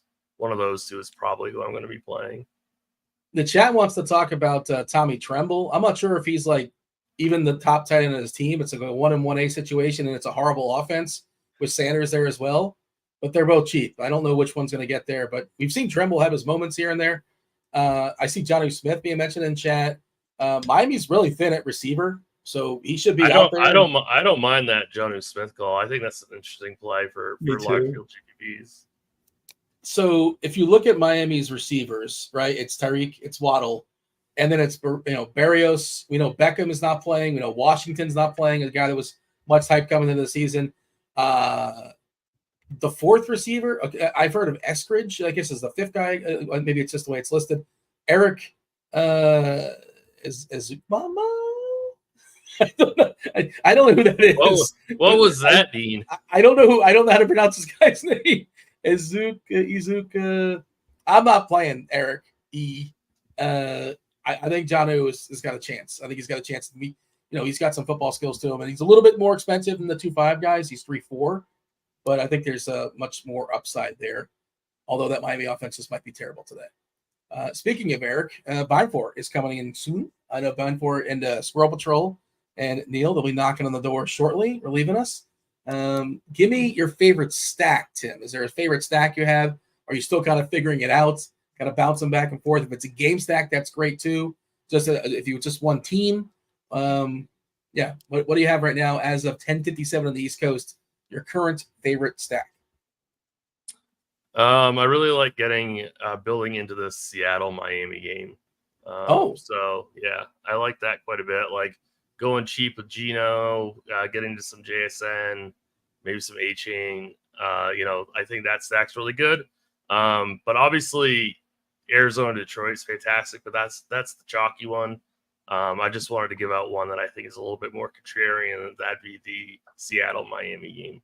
Could that be a double? You're talking Geno and JSN. Would you also pair him with Metcalf? You mentioned Achane. You can get a cheap Jonnu if you want to do that. You can play Achane, Jonnu, Geno. And I also think that you can play both running backs, because I think both of their usage is going to be huge in this game, Charbonnet and Achane. So I think you could play both of them and then maybe get different, like pairing, play like a low owned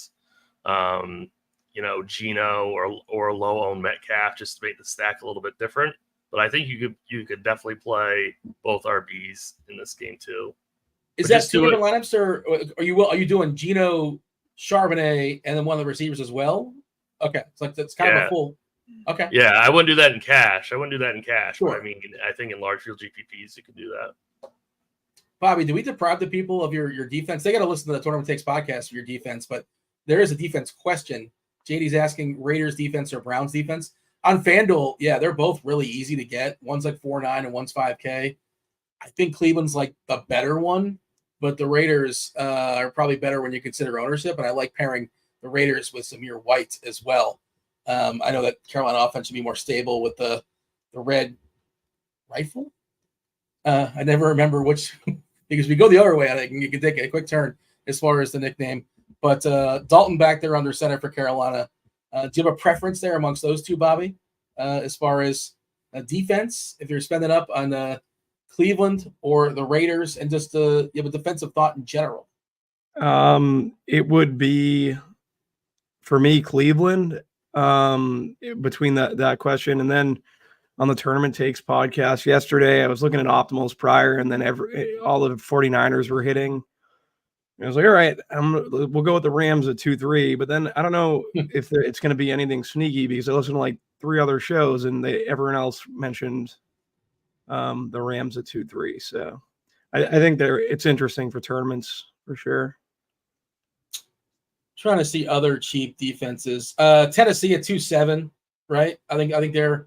Do you know who your cash game defense is, Tim? I think it should be the Titans. Yeah. But I like the Bears as a pivot. Yeah, I don't mind that. Richardson's still really, really raw. Obviously, super talented. Yeah. Cut the ball, but I mean, you never really know where it's going. Exactly. We have Tournament Takes podcast coming in here in just a second. No, it's you didn't get my stack, Dean. My stack. I wanted to finish strong. I know you have one for me, Bobby. The GPP Final Takes crew is coming in just a second. But before we do that, Bobby, finish strong. Tell the people your favorite stack of the day. I'll give 2. Darnold, Jefferson, Diggs. I like that a good bit. And then the second one, I think everyone's pretty much getting to Carr, Olave, and I like him with Saquon. I like the run back of Saquon. You could obviously use Shaheed or Kamara, but yeah. All right. I think we finished strong. Without further ado, here they come in right now. We got Erik Beimfohr, Neil, and Squirrel. I mentioned earlier, shout out to you guys. Squirrel took down 200K, I believe. Feel free to correct me. Beimfohr, you won 100K. Is that correct? That is correct. Yeah, spectacular week for you. And Neil, I don't know if you know the rules on this show. I mean, I don't think I've told you guys, but you just pull the money together and divide it by 3. So congratulations to you as well. Thank you. I have told them. I've reminded them of that rule also. Your grandfathered in. That's the rule that was established last year, unless otherwise noted. Congratulations to you as well. Just jumping in real quick, Erik. I know you were having some mic issues. You might want to check to see which one's activated. It's my mic is busted, so we're gonna have to deal with the old crappy mic for the show.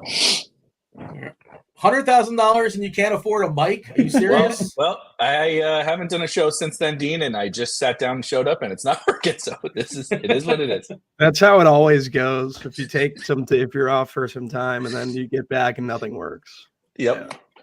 Bobby's got that $1 million mic though. It sounds spectacular on Bobby's end. But Does it sound good? I don't even know. I can't even tell. yeah, dulcet tones. It sounds pretty good. We got anything else, boys, before you step aside and get out here and make way for the GPP Final Takes show? You got anything, Tim? Got anything, Bobby? Nope. We're good. Good luck, guys. Congrats, guys, on the wins last week, by the way. Yeah, good job, guys. Let's keep the momentum going. Congratulations, myself and Tim and Bobby. We appreciate you watching the first portion. No reason to go anywhere else because still 2 hours of nonstop NFL DFS conversation. It starts right now. Erik, take it away.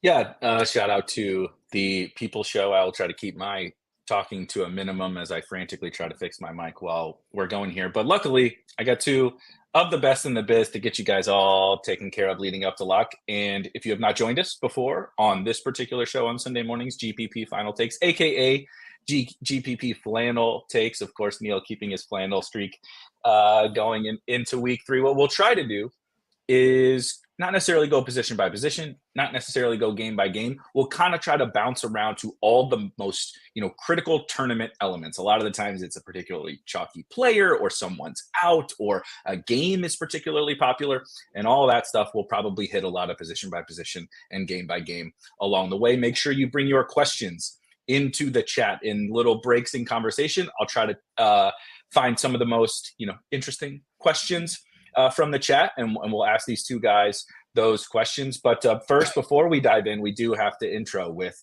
I'm not sure that there was a DFS show that cumulatively made more money last week than this particular one. Somewhere, I believe Neil said on Twitter in the $299,000 range or something like that between the three of us, which was pretty hilarious. But let's start with John. How are you feeling after yet another big win on the resume of Squirrel Patrol? Good. Sorry. Yeah, I didn't mean to upstage you because I saw you won the 100,000 on DraftKings, and the FanDuel slate went until Sunday night. I deleted my account. I deleted my account as soon as I was like, God damn it! I can't even win $100,000 and one up this guy. Yeah, but yeah, it was actually like my second biggest non-live final win, so that felt really good. And it felt really good because I had made the Alec Pierce call in week 1, and I think you asked how are we gonna make how are we gonna win a million maker? How is somebody gonna win a million maker? Use like Anthony Richardson, run it back with Joe Mixon, and then get a little bit different at receiver with Alec Pierce, and then that just went and I took down $1 million on FanDuel. I think Pierce might have been on I think it was Josh Allen, but regardless, Alec Pierce was the call. And so then week 2, I made the call. Marvin Harrison was my guy. Millie maker or large field tournament winner, and I was looking through my lineups after the show. I'm like, I don't have enough Kamara and Marvin Harrison. Those are the guys I had tagged. So I just went and added a bunch of them to my lineups, and that ended up winning. So it made me feel really good that I made my calls, went back, looked at my lineups, added more of the guys that I called, that I tagged in lineup HQ. So yeah, it felt like a really great win. 100%. We'll talk plenty about more of those convictions for this week's slate in just a second. But I do feel I just wanted to add to yours. I feel good about not everything's perfect. Sometimes De'Ami Brown gets 0 in week 1, but kind of the general thought process around the first 2 slates I think has been really good. Neil, how have you felt about just kind of overall process wise in these first 2 weeks? It's been hit or miss for me. So last week it was kind of one of those weeks where you need Alvin Kamara. If you don't have Alvin Kamara, you're kind of dead. Yeah. I was pretty out on Alvin Kamara last week. Ended up with some just as part of game stacks, but I wasn't going out of my way to get Alvin Kamara. I was pretty strongly convicted in James Conner, Kyron Williams, several other running backs on that slate that I felt really good about. So Alvin Kamara kind of got squeezed for me. And then of course he was the nut. So kind of was playing from a okay, I'm trying to min cash perspective last week. So wasn't feeling great there. But happy to see both of you guys crushing last week. I'm just happy to be here, with the winningest show on YouTube as the third member, just happy to be here. But honestly, it is the best when you can you feel strong conviction in your plays. And then those are the plays that win you a tournament. I've had those situations before. It's like I sort of like players. They kind of make it into my 150 set. I don't really feel great about them. And they're the ones who help me win. I'm like, that's cool. But I feel a lot better when you're doing content. You can be like, point to like, okay, I said you should play this guy. I said you should play this guy. These are the guys that you're convicted in. And I think you guys did a great job of that last week. So that was a fun weekend overall for the crew. And I assume we didn't finish at the basement of the RotoGrinders League. I hope not, John, with the fact that I think you were putting Kyler, Marv, and Kamara in that lineup. So I think it should have went okay. I had no Kamara, but we finished 23rd because I had Marvin Harrison Jr. in there. So we did okay. 23rd in that tournament, and beating several thousands of entries into other tournaments. Well, let's go ahead and get into week 3. Again, bring your questions in the chat. Of course, we'll be getting in 20-ish minutes all of our actives and inactives. So I'll be closely monitoring those during the show. But if you want to drop them in the chat, feel free. You guys are probably checking it out just even more closely than I am. There's not a ton of like super relevant news. We'll get to Justin Herbert and stuff, but I'm not sure that matters like crazy in terms of questionable guys. There is, however, a ton of news in terms of overall injuries and players missing. I think we have to start in kind of the same place we started last week with the San Francisco 49ers, because not only is Christian McCaffrey still out and Jordan Mason not getting priced up on DraftKings like almost at all, he is on FanDuel. Deebo Samuel is obviously out, and George Kittle is also now out. So I'm just going to kick it over to you, John, to start us off with this one. Clearly, Jordan, right now we're projecting on DraftKings, the 2 highest owned players on the entire slate are Jordan Mason and Brandon Ayuk. So just break down kind of how you're thinking about the 49ers today in a spot that we just saw the Cardinals and Marvin Harrison go absolutely nuclear on this kind of pathetic Rams team. Yeah, I wish I had some like major insight beyond the obvious, but yeah, the 49ers are really dinged up. But the last men standing are Jordan Mason and Brandon Ayuk. I mean, I guess, Juwan Jennings is there. But I do think a lot of the offense like centers around having an excellent offensive line. Like when we see like Trent Williams go down, that's when the 49ers offense tends to struggle. I still think, they're obviously pretty good favorites here. It's it's a good environment being in Los Angeles. So yeah, I think they're just going to run the ball with Jordan Mason. Like I want to get away from Jordan Mason so badly because there's like fragility there that people aren't really thinking of, that he doesn't really catch passes, probably catch 1 or 2. He's just not priced up enough. And it's a very different dynamic on FanDuel than on DraftKings. FanDuel, he's 8,300 and Cam Akers is like 4K. So it's much easier to get away from Jordan Mason. On DraftKings, like Mason's just not priced up enough. I did this comparison in my Hitting the Nuts article that I look at the prop market, and Jordan Mason's rushing yards prop is about 15 yards higher than any other player on the slate. And I think it's even on the entire week. I think the next guys are like Josh Jacobs, and then that line was going on and off the board, depending on like Jordan Love and Malik Willis. And I think the other guy that was close was like Jonathan Taylor. Like we're basically getting Jonathan Taylor here for $1,000 cheaper, $1,500 cheaper in a really good game environment. The issue is like, what if the entire 49ers offense just flails and then suddenly Mason and Ayuk, don't look good? But I would say I probably have either Mason or Ayuk or both in the majority of my large field DraftKings lineups. They're just underpriced and there's just no way around it. How about you, Neil? Yeah, it's funny because I want to do all the same things. I try to poke holes in it, and it's like, well, George Kittle's not there. George Kittle, a great blocking tight end. Maybe that hurts as far as the blocking overall on the team. Maybe they just can't move the ball without George Kittle, without all of the stars. You really want to poke holes in it, and then it's like, but they're playing the Rams. Like, can the Rams really stop this team? So as much as I want to poke holes in, I'm on the same page. I'm probably going to end up with over 50% on both of these guys potentially. Maybe not quite that far, but I'm going to have a good amount of Jordan Mason and Brandon Ayuk, even with the amount that I want to poke holes in them. I think I'm just going to end up with a ton. Juwan Jennings going to mix in there for me as well. I'm trying to think if I don't know if I'm doing any like Eric Saubert on the Niners. I think he's like theoretically in play in a main event on FFPC. If it makes you feel any better, that's my Eric Saubert exposure for today. Is George Kittle's out? Oh no, what do I do at tight end? Yeah, And I don't think I'm going to any of the more tertiary Niners receivers. Yeah, I do at least think of them, but I don't think I'm going to those. So I think it's really, it's going to come down to a lot of Jordan Mason, Brandon Ayuk, just so hard to get away from them. Mix in a little bit of Jawan Jennings and possibly Eric Sauber, but I'm not even sure if I'm going to get there. I'm playing a lot. So I will, you guys kind of already did it, but I will poke at least a couple of holes in there. And it's really kind of what you guys said in that I think the offensive line, I agree. Trent Williams is people forget this.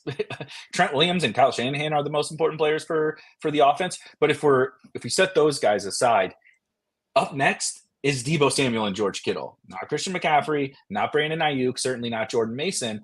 And so I think it's at least like reasonable to think, kind of like what John said, is like, man, are they going to just line up and try to like throw it 30 times against this Rams team that probably can't score on their defense? So I'm poking holes really in just Brandon Ayuk specifically. Now, Jordan Mason if he's also not going to catch passes and the offense does take like, this could be a lot, like this is not a talented offense they're trotting out there today. And I get queasy.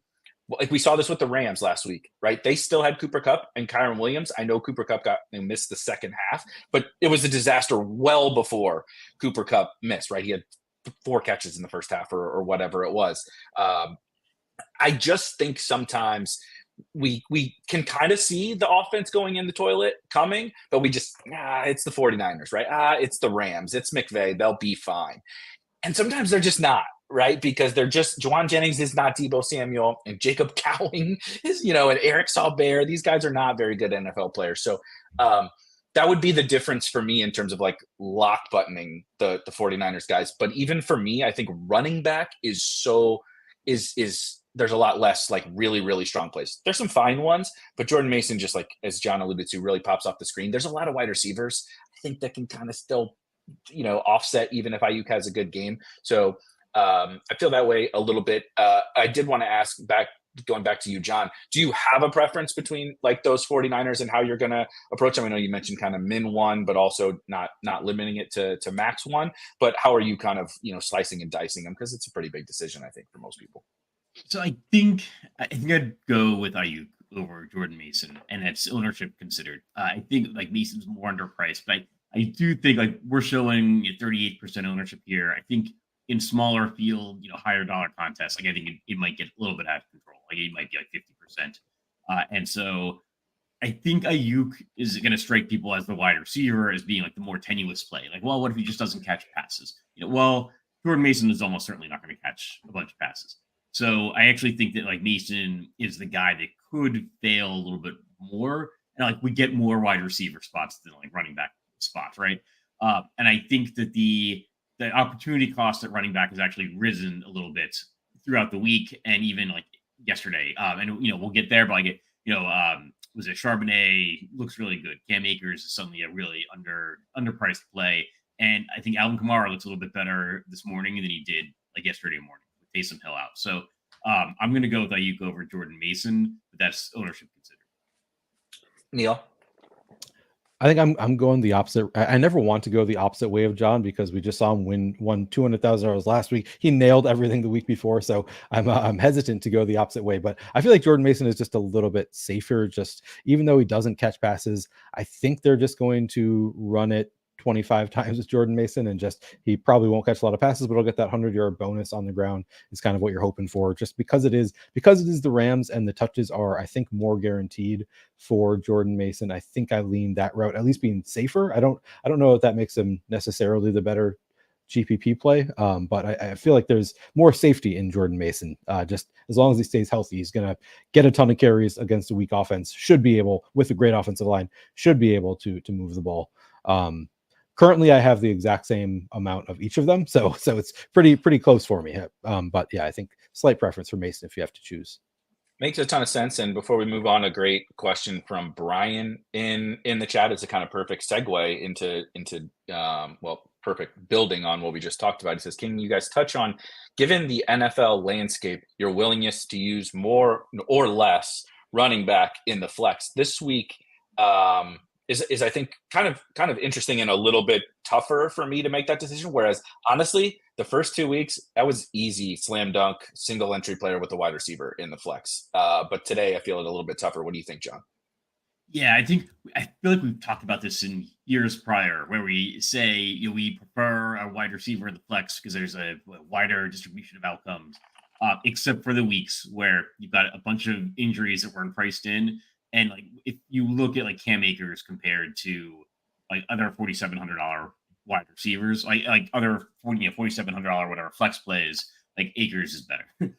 Charbonnet is like really good. Like if these guys were wide receivers, they would look really, really good. So I think this week is an exception, and you definitely have to consider, a running back in the flex, and it's price, and it is also like maybe the way the NFL is going as well, where we're seeing, some of these wide receivers are just overpriced for the current NFL landscape, where I think we're seeing under 200 passing yards per game for the first time since 1992 in the first 2 weeks of the season. So yeah, I think you absolutely have to consider running backs in the flex. Are you thinking similarly, Neil? Yeah, I mean, it's never really been a big thing that I've taken a stand on. I generally let the opto make that decision for me, whether to play running back or wide receiver in the flex. I've always been fine playing a running back in the flex, but just looking at my exposures this week, I think I have mostly running backs. We just have too much value on the slate to not play 3 running backs, I think, in most lineups. So I think even more so than usual with Kamara, Achane, Gibbs, Mason, Charbonnet, and then, some other lower owned running backs that I want to be mixing in. I end up with running back Akers. I didn't even mention. I end up with running backs in the flex more than wide receivers for sure on this slate. So John has mentioned, you guys have mentioned, the chat has mentioned multiple times, I think the next one, the next particular player, which is of course another running back to discuss, and that's Cam Akers. And this is the one I find to be maybe the most interesting conversation from a tournament perspective. Like, we can talk till the cows come home about, Jordan Mason doesn't catch a whole bunch of passes. It's 49ers running back at 6,200 against the Rams defense. Whereas Cam Akers, it's Cam Akers. I know he looked okay in the preseason, and I know Joe Mixon is out. I know, trust me, I get the volume projection, but this one is more of the typical running back injury fill in that we get a lot of the time, where it's this guy's not very good. Maybe the matchup is mediocre, but the price feels good. John, what are you thinking about? We go on to John first every single other time. Neil, you kick us off with some Cam Akers talk. Yeah, this is one that I think that I can pretty easily get away from, and it's like the salary cost is not that high for Cam Akers, but the opportunity cost is huge. Like if Cam Akers at 4,700, say he puts up 18 fantasy points, and that's pretty good outcome for 4,700. What if you have Alvin Kamara, Achane, and Charbonnet each put up 35, which I think is well within the range of outcomes today. Maybe not Charbonnet, probably less likely, but he's going to put up you'd expect him to put up a big score. He at least has the opportunity to put up a big score. And there are just so many of these other running backs that I think have 30 plus point potential that he just might not keep up with that kind of number. So yeah, his score will probably be pretty good relative to his costs. But even if it is, he's taking a spot away from other elite running backs, some of them in really, really elite situations. And then I also think there's no guarantee that we do see Cam Akers put up even 18 fantasy points. I mean, maybe they just throw the ball a lot. You would expect them to kind of throw the ball with CJ Stroud. Cam Akers, not very good. Good Vikings defense that he has to play against. I don't know. I can see ways where Cam Akers really just does not put a Dario Gumbawale. I mean, is he going to have a role? I don't know if he will have much of a role. I'm working under the assumption that it's mostly the Cam Akers show, but I don't know how much they're going to run in general. Yeah, I can definitely get it. For me, it's actually easier to get away from the Cam Akers chalk than the Jordan Mason chalk because it's a tougher matchup. I'm less sure that they want to run the ball. Like we've seen that the 49ers with Jordan Mason, they're going to continue to run the ball. They've been running, giving Jordan Mason a ton of work. I'm not totally sure that Cam Akers is going to get that same type of bell cow role here. So yeah, it's easier for me to get away from this chalk. With that said, I still have a good amount of Cam Akers. What you think, John? Yeah, I think that sums it up pretty well. I do get a little bit worried about Ogunbowale. I think outsnapped Akers, last week, and then Akers had the fumble as well. And I just feel like we've seen the Cam Akers show before. But he is, 4,700. There is potential there. He could end up being the guy, the 3 down back. My guess is more likely he's just going to be the first 2 downs. It is a little bit of a different situation on FanDuel because the pricing, we tend to have more money on FanDuel and Akers is cheaper. So like for reference, like Carson Steele, who's a play I like on FanDuel because they include the Sunday night game now, is a play I like on FanDuel at 5,000. Akers is 4,000. Like if you put Steele and Akers into your lineup and start the lineup that way, like Jordan Mason is 8,300, for reference. So like you get like you could get to a Cam Akers for less than the cost of a Jordan Mason. So and that really actually throws off almost every position on FanDuel then, because it's so much easier to get up to like the pricey quarterbacks, and one of those pricey quarterbacks is Patrick Mahomes, and so like the ownership actually looks way different on FanDuel this week compared to like previous weeks. Other weeks we've had people saying like, oh, more FanDuel talk. And it's like, well, there's not that much of a difference. Like this week, there's a big difference because of that Sunday night game and because of the price on Cam Akers. Yeah, we're definitely going to make sure we talk about that Sunday night game. Just to recite some of the things that you guys said. You mentioned, so Mixon got hurt, kind of came back and tried to play a couple snaps, and clearly that was very dumb. And then he left, and he's obviously out. They're not even sure if he's going to be back next week.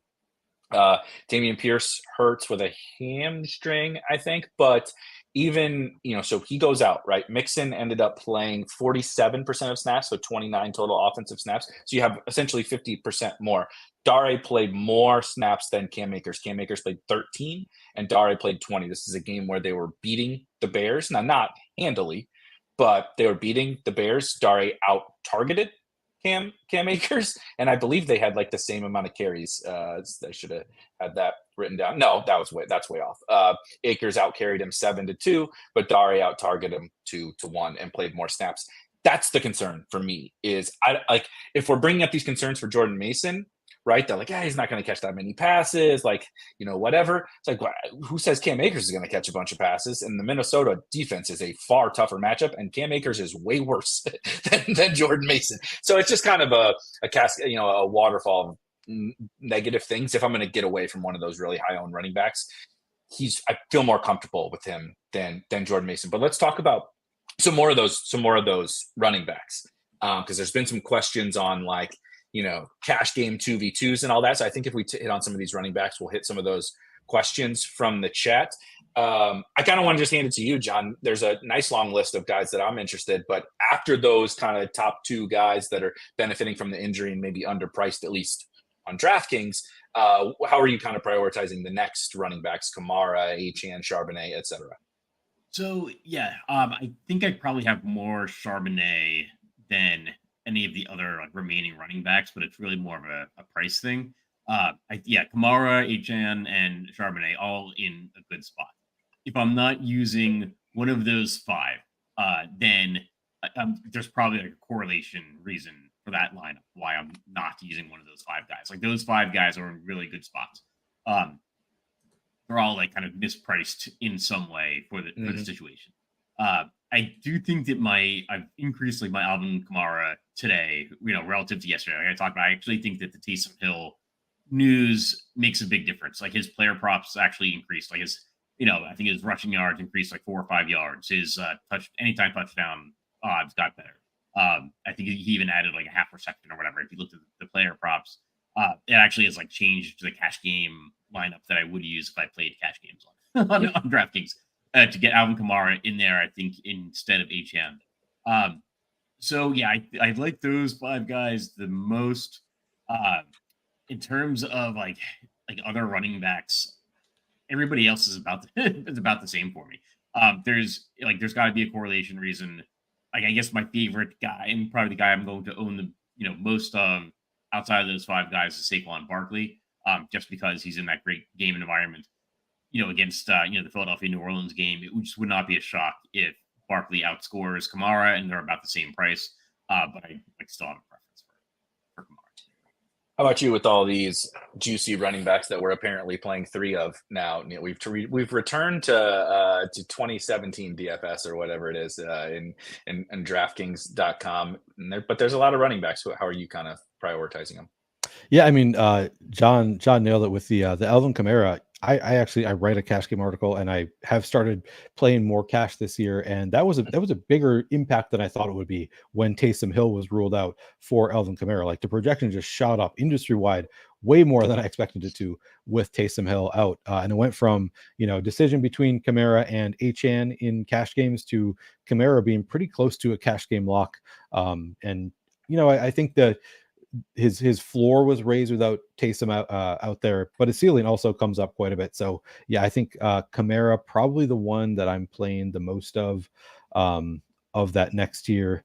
I'm really into Jahmyr Gibbs. I'm sort of surprised that he's not getting more ownership than you think. He's getting a little bit squeezed by Achane, Kamara, all these other running backs on the slate. But to me, a Jahmyr Gibbs against Arizona behind that Detroit offensive line just feels like it's going to be a 30-point game for Gibbs. Just so involved, even more involved in the passing game this year than he was last year, getting about the same number of carries. So the better role for Gibbs in just a top tier matchup. To me, that's going a little bit overlooked for a game environment that people like to play a bit. Just the projected ownership on Jahmyr Gibbs a little bit low. So I'm going to be well above the field on Jahmyr Gibbs. Zach Charbonnet obviously looks great. I also like going to some more off the wall plays. I'll probably have some Tony Pollard against Green Bay. Zamir White in a best possible matchup. There other lower tier, lower owned running backs that I have interest in, but yeah, that kind of top tier or secondary tier where it's still guys that project really well. I'm going to have a good amount of them. I think, like I said, running backs is going to be represented in my lineups quite a bit this week. So we'll talk about some of these game stacks and stuff, because if we're all interested in, I am as well, I pretty much agree with everything that you guys have said, that there's a pretty clear top X amount, however we want, whatever number we want to use. 4 guys benefiting from injury and 1 guy benefiting from, holy crap, the Saints are just a lot better than, and partially benefiting from injury, but mostly just, the Saints are like really good and this guy catches a lot of passes. So something that a big part of my process that has helped, I want to shout out Jordan Cooper Blender. Both Neil and I used to do the podcast with Blender, and I've always been kind of my process is to take the projections and take the logic built into the projections and do the poking of the holes, right? Be like, okay, where could this be wrong? Where could the assumptions being built into the projections just be wrong, or be not even just be wrong, but be really fragile, right? That's the non-pass catching running back. It's like one guy projects for 13, another guy projects for 12, but that guy's a pass catcher and the other guy's not. Like there's a clear difference in that. The Taysom is out thing is something I think could be potentially flawed. I understand the logic and the historical use of Taysom Hill and why people are using that. This is not the old Saints. Clint Kubiak is there. The reason why they're awesome now is because they got Clint Kubiak, right? If you go on Twitter, search Clint Kubiak, there's 4 billion messages about how this guy's the greatest, thing since sliced bread. Taysom played almost 50% of snaps last week, and through 2 games, he's played like 35% of the team snaps. He does not have a goal line carry. He doesn't have a carry in the red zone. He's not being used. He's mixing in as a weapon, but really Jamal Williams has just gone away, and Taysom's being used a little bit more. Alvin Kamara's role has increased even with Taysom Hill on the field for first 2 games. So it's not that Kamara isn't awesome. He is. He's a great play, but I think the boost to the projection because Taysom's out is either admitting it was wrong before, the projection was just, I was just wrong before, or kind of inappropriately boosting him up because of the Taysom Hill. So I just wanted to shout that out because I particularly really like Achane. Like, I don't know when Achane just got 30 touches in a game. I know Tyreek is out, but we've been yearning for this. This guy's a game breaker. Mostert is out. They don't trust Jalen Wright. And he kind of has become just a little bit of an afterthought, right? Like not a lot. He's still going to be a top 5 running back, but just a tick of an afterthought. I wanted to shout one more guy out before we get to my mega deep off the radar guy is Chuba Hubbard. So Andy Dalton is obviously starting for the Carolina Panthers, which is a boost, I think, to the offense. Andy Dalton also in his 1 start last year while throwing for a lot of yards threw to the running backs a ton. 12 targets for the running backs in that game last year. And the Raiders have been basically the worst run defense in all of the NFL through 2 games. Got absolutely wrecked by J.K. Dobbins. And then Derrick Henry and Justice Hill both combined for like 140 yards against them as well. So it's the Panthers. It doesn't feel very cozy, but you want to pivot like an Akers pivot is like a Chuba Hubbard type play. for me. Let's hit a question really quick. I like this one. Let's cover this one because Javon asked about Bijan specifically on FanDuel. So let's do that game real quick on FanDuel. John, you kind of elaborated on earlier with Carson Steele, but this game's pretty exciting and it's only on FanDuel. How are you thinking about Chiefs, Falcons, Sands, Isaiah Pacheco? Yeah, so actually, I think Bijan is definitely in play on FanDuel. You have a lot more money to spend if you're using like Cam Akers, or if you want to use Bijan. I don't think it's crazy to use Carson Steele instead of Akers. So then that would provide you the savings to get up to Bijan. I mean, he's expensive, but I do think like one of the top quarterback plays on FanDuel is going to end up being Patrick Mahomes, and like Bijan is the home running back. It's a fairly close spread, 3-point spread, like pretty decent total for these days in the NFL. I think Bijan is absolutely in play on FanDuel, and keep in mind it's the half point per reception. He catches some passes, but he's not like a huge receiving back, at least so far. I don't know. I like Bijan a lot. I'm using him, obviously like much more than I am on DraftKings. I like him. I like him, and I've got like a Sunday night article that'll be coming out after lock.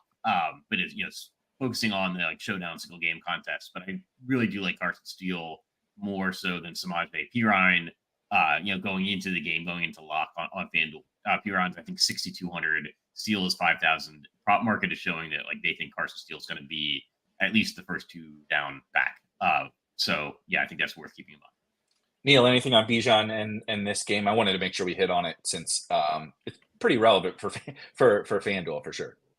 Yeah, I think Bijan, great play on FanDuel. Just an elite role, 32 carries and 10 targets already this year. I could see the Falcons just trying to slow the game down to stay in it against the better Chiefs team. Maybe they just keep the ball on the ground to slow it down, give themselves a better chance to stay in it. I think Bijan very, very strong on FanDuel. And there, John mentioned earlier, like Jordan Mason's 8,400 on FanDuel. So a lot easier to get away from Jordan Mason when he's 8,400, easier to fail. So yeah, I think Bijan very strong. And I'm glad to hear that John is also on Carson Steele. Carson Steele is, that's been kind of one of my bigger stands filling out the expert survey and stuff is I think Carson Steele is going a little bit overlooked based on projected ownership in GPPs, going a little bit overlooked. Samaje Perine, at least as of last night, was projected for more ownership. And yeah, we don't really know exactly what's going to happen, but it feels pretty straightforward. Like Carson Steele is the early down back, Samaje Perine going to be the pass catching third down back. So I'm very into Carson Steele. Wouldn't be that surprising to me to see the Chiefs just say, next man up, let's go 20 carries for Carson Steele. I don't think that's what he's projected for, of course. But I think, could surprise people. So I like both of those calls. Did you want to talk about FanDuel, that game in general for FanDuel? Yeah, anything. Yeah. Rashi, anything else on the Falcons, Kelsey, whatever. Yeah. Obviously Hollywood is done and Pacheco is out. So there's some relevance on the Chiefs side. Yeah, Rashi, I think, is a very strong play. He's only 7,300 on FanDuel. Showed last week that he's not just a PPR scam. Had that long touchdown down the sideline. Yeah. What? So love that for Rashi. Makes him a better play on FanDuel if it's not all just PPR scam artistry. So yeah, I like Rashi Rice at 7,300 quite a bit. Travis Kelce, sort of an interesting pay up to be contrarian player. I like him a lot for showdown. I don't know how much I want to get there for GPPs. Maybe. I think he's viable at least in the large field.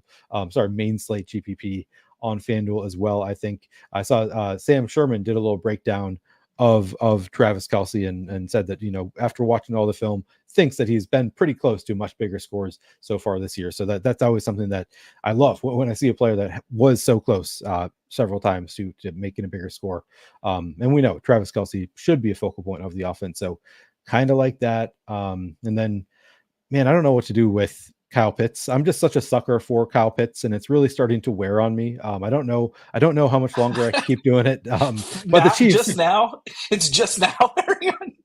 I mean, that's a good point. Years. No, it's been a few years here. Chiefs defense though, like it's always such a trap with Kyle Pitts. And again, I don't think this is very meaningful or predictive, but it is notable that Chiefs defense gave up a huge game to Isaiah Likely week 1. Then they gave up a huge game to Mike Gesicki week 2. I mean, Can Kyle Pitts probably can't compete with those guys, but maybe there's something to it. I don't know. Borderline playable for me. Actually, Xavier Worthy, I gotta mention, 6,000 on FanDuel. That's a great price tag for a guy that, again, it's not full PPR. So even though he has not historically gotten a lot of touches, that could obviously change in a hurry. But also we just know that he can splash big plays, and without the PPR stuff looks a little bit better, and a good price tag at 6,000. So like Worthy also. I lost my patience with Kyle Pitts long before Neil did. He is a much more patient person than I. But again, like you said, it probably doesn't mean anything. Joe Burrow is a little bit of a check down artist, actually, sometimes.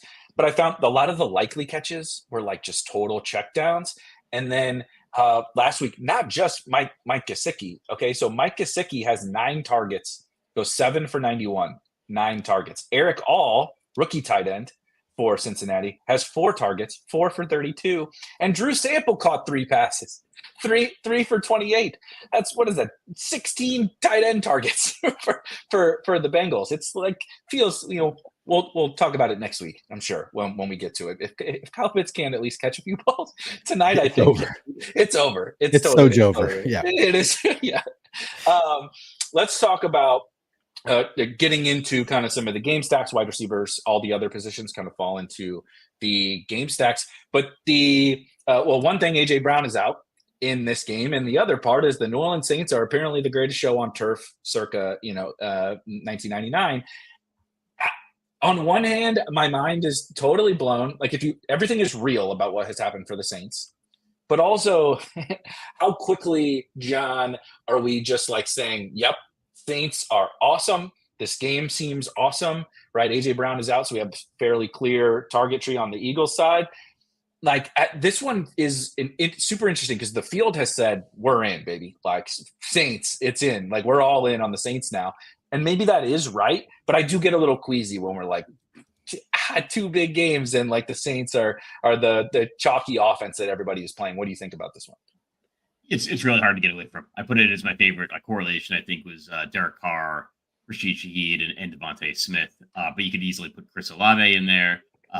You could, if you want to play like Dallas Goedert instead of, you can obviously mix and match the pieces from this game, which is exactly what I intend to do for my lineups today.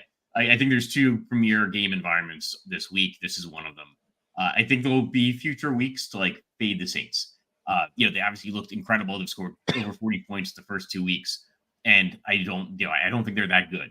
But the Philadelphia pass defense is not good. The Saints are playing at home. It's indoors. Like, we gotta eat it one more week, and then I think there'll be future weeks. I haven't looked at the schedule, but I'm sure there'll be future weeks to like fade the Saints. It's probably next week. Do you have you mentioned Shaheed? Do you have any sort of other, like Kamara, Olave? It's kind of nice because it's really those 3 guys, right?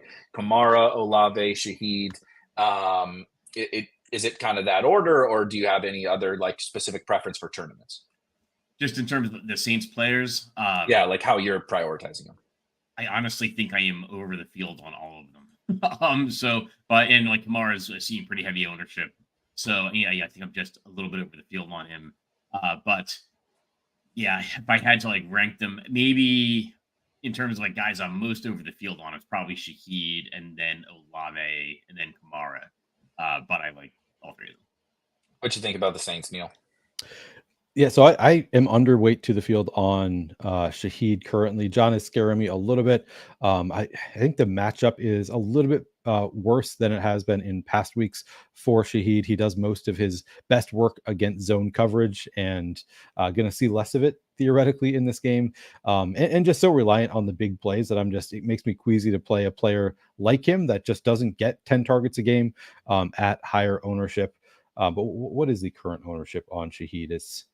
It's not too crazy. No, we have him at about 15. I think that seems about right. That does seem reasonable. I'm probably just getting away from it because I'm getting too galaxy brained and want to go to different game environments.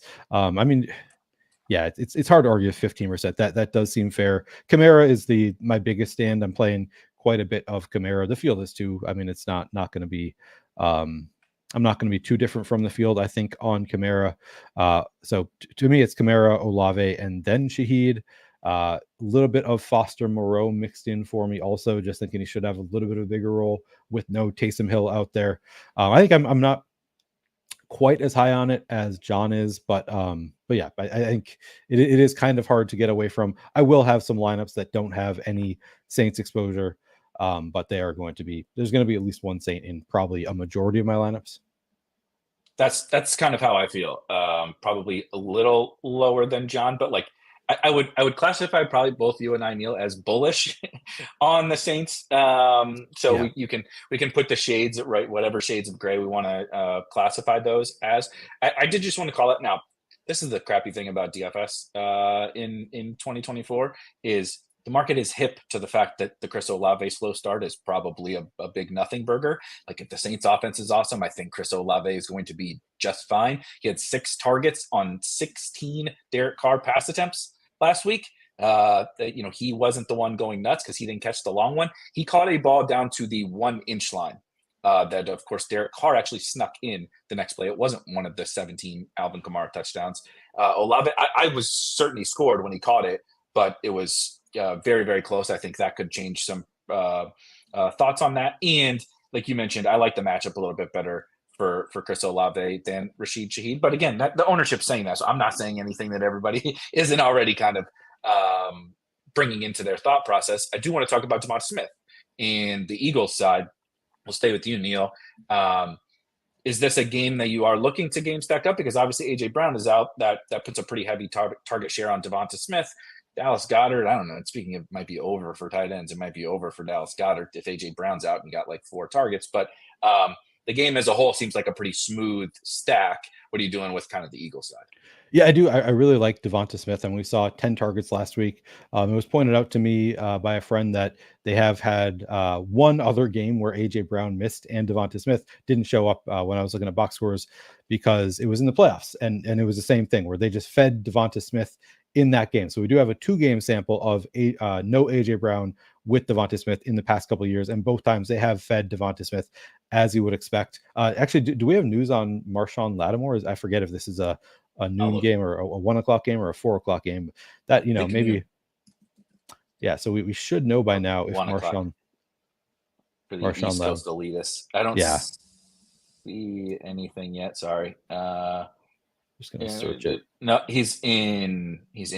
Okay, so would have preferred that he's out, but I still think DeVonta Smith, very strong play, even with Marshawn Lattimore in. Not overly concerned about that. I think they're just going to feed him the ball. So yeah, I'm very into DeVonta Smith. I'm going to give another shot to Dallas Goedert. Maybe that is my Achilles heel, is just going back to these tight ends over and over who I just think are still probably good enough to have spike weeks. But we should have expected that Dallas Goedert would have a bigger role with A.J. Brown out. Only saw 5 targets last week, didn't really get there, but I think the field is going to fall off it as a result of not getting there last week. Okay, he didn't see the big bump. I still think that it should be expected that he's going to see a little bit more of a bump. So I do like Dallas Goedert there as well. Probably just those 2 from the passing game. I'm not going to like a Britton Covey or anything like that. Yeah, just those 2. Anything else on the? I know you mentioned Saquon, John, but anything else on the DeVonta Smith, chalk, and Dallas Goedert bounce back? Maybe bounce back. I don't know. No, actually, I do think Dallas Goedert is definitely in play. He's underpriced. Could potentially be overlooked, and the opportunity cost of tight end is not high. So I do think Dallas Goedert is definitely a piece from this game that I want to get to some lineups. I think one of the appealing things of this game is actually that it's pretty concentrated, right? Like I'm not going to get to Britton Covey either. So you've got Devontae Smith, Saquon Barkley, Dallas Goedert. I'm not going to Jahan Dotson. I didn't even want to go to him in Showdown when they were playing on Monday night or whatever. So yeah, I like this passing offense, but it's concentrated, and I'm not like, I'm not going to like the peripheral wide receivers or anything like that. I want to hit a couple of questions, and then we'll get to some more game stacks. Oh boy. I don't know if I can stomach this one, but Beantown asks another good segue into some more maybe off the radar game stacks. What about an outlier breakout week against the lowly New York Giants for Mr. Deshaun Watson and the Cleveland Browns? John, any Watson Brown stacks for you? I don't think I'm doing a bunch of Watson stats. I don't think it's insane. Like I think if you wanted to have one or two out of like 150, I think it's fine. My concern would be that the Browns actually don't need to be able to throw the ball all over the field against the Giants. They've actually got two pretty good running backs now, like Dante Foreman and Jerome Ford, and they've got just an excellent defense. And I don't think teams want to go into Cleveland and play against this defense. So I think they could just run the ball. I like the idea of like pairing one of the Browns running backs with the Browns defense more than I like getting to Deshaun Watson.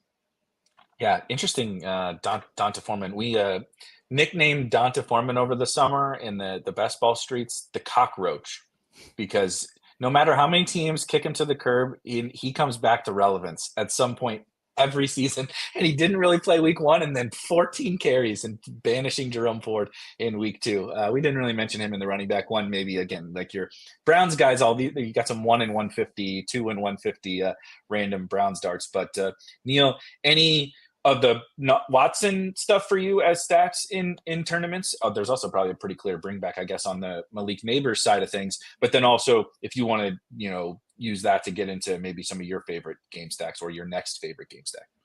Yeah, I've seen that touted a little bit. I don't think I'm doing it. I just can't do it with the Browns. I need to see it. I think for the Browns at this point, it's been too long. This is one that I've just given up on the passing offense, and there are several other game environments that we really like.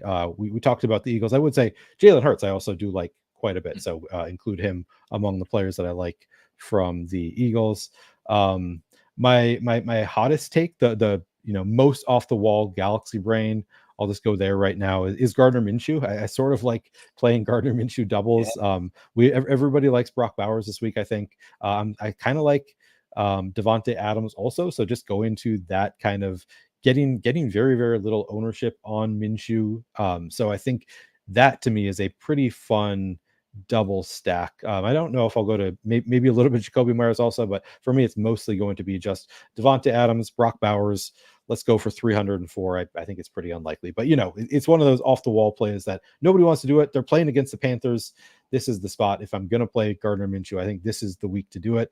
Andy Dalton being there for the Panthers actually helps to me. Like, I think that might be able to move the ball as well. So you can do a full game stack with, my preference would be Deontay Johnson. Maybe you want to go with the backup quarterback wide receiver connection with Xavier Legette. I don't know. I think there's ways to do bringbacks also. So to me, that is, I guess your Chuba Hubbard also would make sense as a bring back on that one. So yeah, I kind of like that one as a more off the wall GPP play. I want to hear your guys' thoughts on, is that viable in GPPs, or am I too galaxy brained? John? Yeah, actually, I think it's reasonable. The Raiders have had like an applied point total. I think it's now like 22 and 3/4. So yeah, but 22, 23. And people are playing a lot of like Geno Smith, and the Seahawks have like a 23 applied point total. Like, why not play the Raiders? I agree. I kind of that. Andy Dalton might make this game more competitive. I do like this spot for Chuba Hubbard, by the way, as well.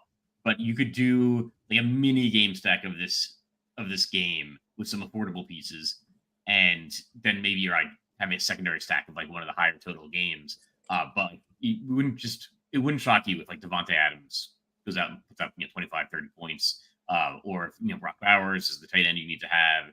So you can definitely fit in some pieces of this game, and it's not crazy.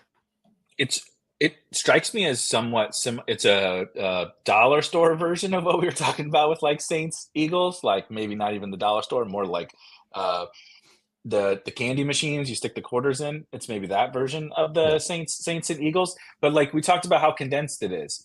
We talked about how the Eagles pass defense is terrible, right? We talked about how this offense is getting better, like the Saints. Both of the Raiders and Panthers, I think, are getting better in very different ways than the Saints are like the best offense in the NFL. I think the Raiders took a leap last week where they finally said, now it's the Panthers. They may revert back to Antonio Pierce's boomer, establish the run stuff, but that hasn't been working. Zamir and Madison are just not really difference makers in the running game. And they finally said, we got a Hall of Fame wide receiver on one side and the best tight end already on the other side. Let's just throw it to those guys and see how that works. And they beat the Ravens, after losing week 1 kind of embarrassingly. And then on the other side, we'll see where we're drawing a lot on one game probably from Andy Dalton as the quarterback. And look, it certainly cannot be worse than what it has been with Bryce Young, and maybe he invites a little life into that offense.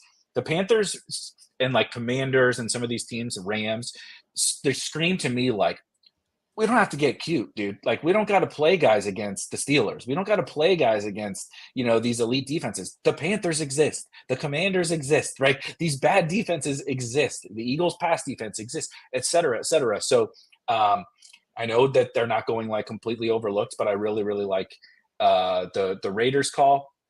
Let's get into let's talk about that Seahawks game, John, because you mentioned that one too. I think that's important to discuss. Another stack/game people are really getting into, all the Seahawks almost, and obviously the Dolphins have no Raheem Mostert. So what are you doing with Seahawks and Dolphins? Probably not as much as the field. I do like Devin Achane. We kind of the criticism on him in the offseason was we don't know how many opportunities he's going to get. Well, that number of opportunities is probably increasing. Like Raheem Mostert is not going to play. And now you've got a situation where the Dolphins might be more interested in running the ball.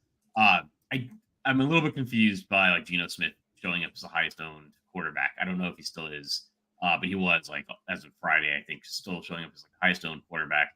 It's just a game that I can see hitting its total, but not exceeding it. So I'm not sure that I'm really that interested in it for tournaments. Like there's other places I'd rather go than Geno Smith. But there obviously are pieces from this game that you can play. I kind of somebody that's been growing on me is Johnny Smith. I know they were talking about him as we I was like, oh my god, I thought I was the only one like thinking about Johnny Smith. But you could see like Skylar Thompson throw to the tight ends a little bit more, like and throw to Achane more. So it's unfortunate like for Tyreek Hill and for Jalen Waddle, but it's a situation that we're in. So I'm not writing this game off entirely. I don't know, especially from the Seahawks side, if I'm going to get there as much as the field. How about you, Neil? Yeah, I mean, Achane, definitely one of the better running back options on the slate. We know how good he is with the ball. We expect him to get the ball more now. So, the only downside would be potentially they do just load the box. Maybe he's more of a focal point now with Skylar Thompson at quarterback. They know they can't really throw as much. So he could, they could play him a little bit differently, and that might hurt a little bit. But at the end of the day, if Achane is getting touches, pretty likely to do pretty well there. So I like that. JSN, honestly, I think is just a phenomenal play on the Seahawks side. 18 targets already through 2 weeks. He is, last year we thought he was going to be really good, was somewhat disappointing as a rookie, had, showed flashes of breakout potential. And this year already, like I said, 18 targets. That's really promising early role for JSN. So I do think that he has flipped Tyler Lockett. He is the clear second receiver. I think it's mostly just two receivers who are going to be the stars in Seattle at this point with JSN and DK Metcalf. I think both are very strong plays. I'm not playing as much Geno. I think I'm just going elsewhere with quarterback. That doesn't really make sense to me. I'm mostly playing playing it through the receivers there and Zach Charbonnet. I think you could play Noah Fant. I'm not super into Noah Fant. Actually, there are some tight ends that I like on this slate, so don't really want to get to Noah Fant a ton. Currently don't have any Tyreek Hill, and I think I could feel really stupid by the end of the day if I don't have any Tyreek Hill. There's a part of me that's like, maybe I should just play a little bit of Tyreek Hill when he's getting zero ownership. I understand it though, because Skylar Thompson, I'm not sure that he can open that ceiling of 30 points for Tyreek Hill. So it's, if it gets to 20 points, I won't feel that stupid for the fade. I don't know. I'm not sure if I'm going to end up with a little bit of Tyreek Hill. I think this is a later game, so it could be a great late swap option. I guess is one way to think about Tyreek Hill is, hey, if you're playing a lineup and it's not going that great, you want to min cash, maybe a swap onto Tyreek Hill would make sense because we know that the ceiling is still there. But as of right now, I don't think I'm getting any. Neil, you and I are definitely going down together. John's going to win all the money again, because I was legitimately going to say that exact thing. I'm not interested in Tyreek Hill or Jalen Waddle personally, but so many of the most popular plays are on the afternoon. Something I like to do is Make sure I have something at least from the early games. Like now, of course, if you're playing Derek Carr and Devonta Smith and all that, don't worry about this. But like if I'm like playing a whole bunch of afternoon guys, I want to make sure I have a little sprinkle of something on the early slate to like, where do I stand? Because people will do this with late swap. Where they're like, I'm just going to play all the late guys. It's like, you kind of don't really know where you stand when you haven't had anyone play yet. So you can't make as many actionable pivots. You like kind of always think you're good. You're like, this guy busted and this guy busted. And you're like, my whole team's fine. And it's like, actually, you should have swapped off of Achane or whatever. Tyreek like reeks of that to me, where like you got Achane in the flex and maybe Metcalf or something, and you're like, this went really poorly. the early games, I played Chris Olave and he scored 2 fantasy points. Let's do the Tyreek thing with whoever, some other cheap guy, a Rams receiver or something ridiculous. That's how I feel about those guys. And I just want to say, I think I like Seattle pass game more than both of you, although Neil kind of waxed poetic about JSN. JSN's my favorite wide receiver play on the whole slate. I am definitely pulling a wide receiver version of the Kyle Pitts copium. I was a JSN stan as a prospect and all that, but I think the change in coaching staff is not really getting appreciated here specifically. Obviously, Pete Carroll and co are gone. And Ryan Grubb, and if anybody watched Washington football last year, sling it all around the yard, I think we saw something similar for them as well last week, where they finally just said, look, no offense, Zach Charbonnet, but Ken Walker ain't here anymore. And Charbs is not a good runner. Like he's a fine NFL player. He's not a good running back, like as an efficient runner. And they just said, we're just going to throw it to our 2 superstars. And that's what they did. 16 targets for JSN last week and 14 targets for DK Metcalf, 30 targets between those 2 guys. So it's really condensed and Geno's cheap. So I think I like this one a little bit more than you guys, but I'm not going to, I like all the other stuff as well. Let's hit a couple questions really quick before we get to some of the maybe more obscure stuff. Also, did just want to say we found the line in the sand that Neil finally draws at the tight end position he'll give up on, and it's Noah Fant. We've learned that Noah Fant, Kyle Pitts will hold on for years. Noah Fant, like year 7. It's like, God. To be clear, I think we're done. For this week, I'm not playing Noah Fant. I'll go back there. I'm just a sicko. I'll go back to the dustiest tight ends in the future. Oh man, that's good. Here's a good question on some wide receivers that we haven't really sort of talked about the Browns, but I think the wide receivers around Ayuk and Olave and Metcalf and Rice on FanDuel, all of those guys are just like, I mean, you want to play a 2% owned guy. It's kind of that range of wide receiver. And somebody asked about Amari Cooper or DJ Moore. And I think John, these guys specifically, but also like any more tournament-esque plays in this kind of price range, right around the Olaves and Ayuks. So I would go DJ Moore. I'm really not on Amari Cooper or the Browns passing game this week. But like I think there's an argument for DJ Moore. There's indoor environments in Indy, and that should be a competitive game. It's like not a game I'm getting a ton of, but you'd never be shocked if like Anthony Richardson ended up being the quarterback you needed to have. So between those 2 guys, like between Amari Cooper and DJ Moore, prefer DJ Moore. I guess like in general, asking more about like the was it like the upper 6,000 like mid-tier? Yeah. So I think I want to be a little bit under the field on Chris Godwin. I just like not sure I see that as a game environment. Like there's some really good game environments like that could. Yeah, like I mean, the Rams and not Rams, the Detroit and Cardinals, so like a 51 point total. So I like getting to the game environments. The one we see Chris Olave and Devontae Smith in this area, but maybe going up to Marvin Harrison Jr. again, like go back to the well. He's up at 7,400, and that seems expensive, and it seems like it's game log chasing. But I don't know. They're in another really good spot. And like, what if Marvin Harrison is actually an $8,500 wide receiver, and he's still just 7,400? Like we feel silly not playing him twice in a row. So I really like. I've gotten tagged, and it's hard to be objective, right? Because he just won me a lot of money last weekend. But it's still a good game environment. Like they're playing against Detroit. They're playing at home. They're playing indoors. Like the idea of getting up to Marvin Harrison. Neil. that quote stuck with me that John just said, like, what if he's an $8,500 wide receiver? Because that's what I've been telling myself all the way to the bottom with a lot of these guys, the Kyle Pittses and JSNs of the world. Like, what if he's actually better than everybody thinks, and then they end up not being? But I like the Marvin Harrison shout. What about, I feel that way about Malik Neighbors, a guy who is actually getting a little bit of ownership, which I think is unfortunate, right? Tank Dell is very cheap, and all of these wide receivers are pretty interesting. What are you looking at more tournament plays in that mid tier of wide receiver? Yeah, and I would throw Nico Collins. Maybe that's a higher tier, but I would throw him into that bucket, even though he's in his, I think, superstar third year now. That he just might be too cheap for what he is right now. He might be a guy who's 9,000 in a few weeks. So I like him quite a bit. As far as the mid range, I mean, Devonta Smith, not that contrarian. Man, I went to Mike Evans last week, and that did not go well for me. I don't know that I'm going to go back there this week. I think that the Marvin Harrison shout is a good one. Where do we draw the line in terms of mid-range here? It's dealer's choice. Okay. I mean, we talked about JSN, guy that I like quite a bit. I think he's going a little bit under-owned. Jameson Williams, I think, is also a pretty strong play at fairly low ownership. I mean, this $5,800, speaking of price tags that might look silly down the line, this $5,800, if he continues to be a focal point of this Lions offense, particularly in this matchup with Arizona, $5,800 feels like a really strong price for me on Jameson Williams. I like that quite a bit. Tank Dell, just...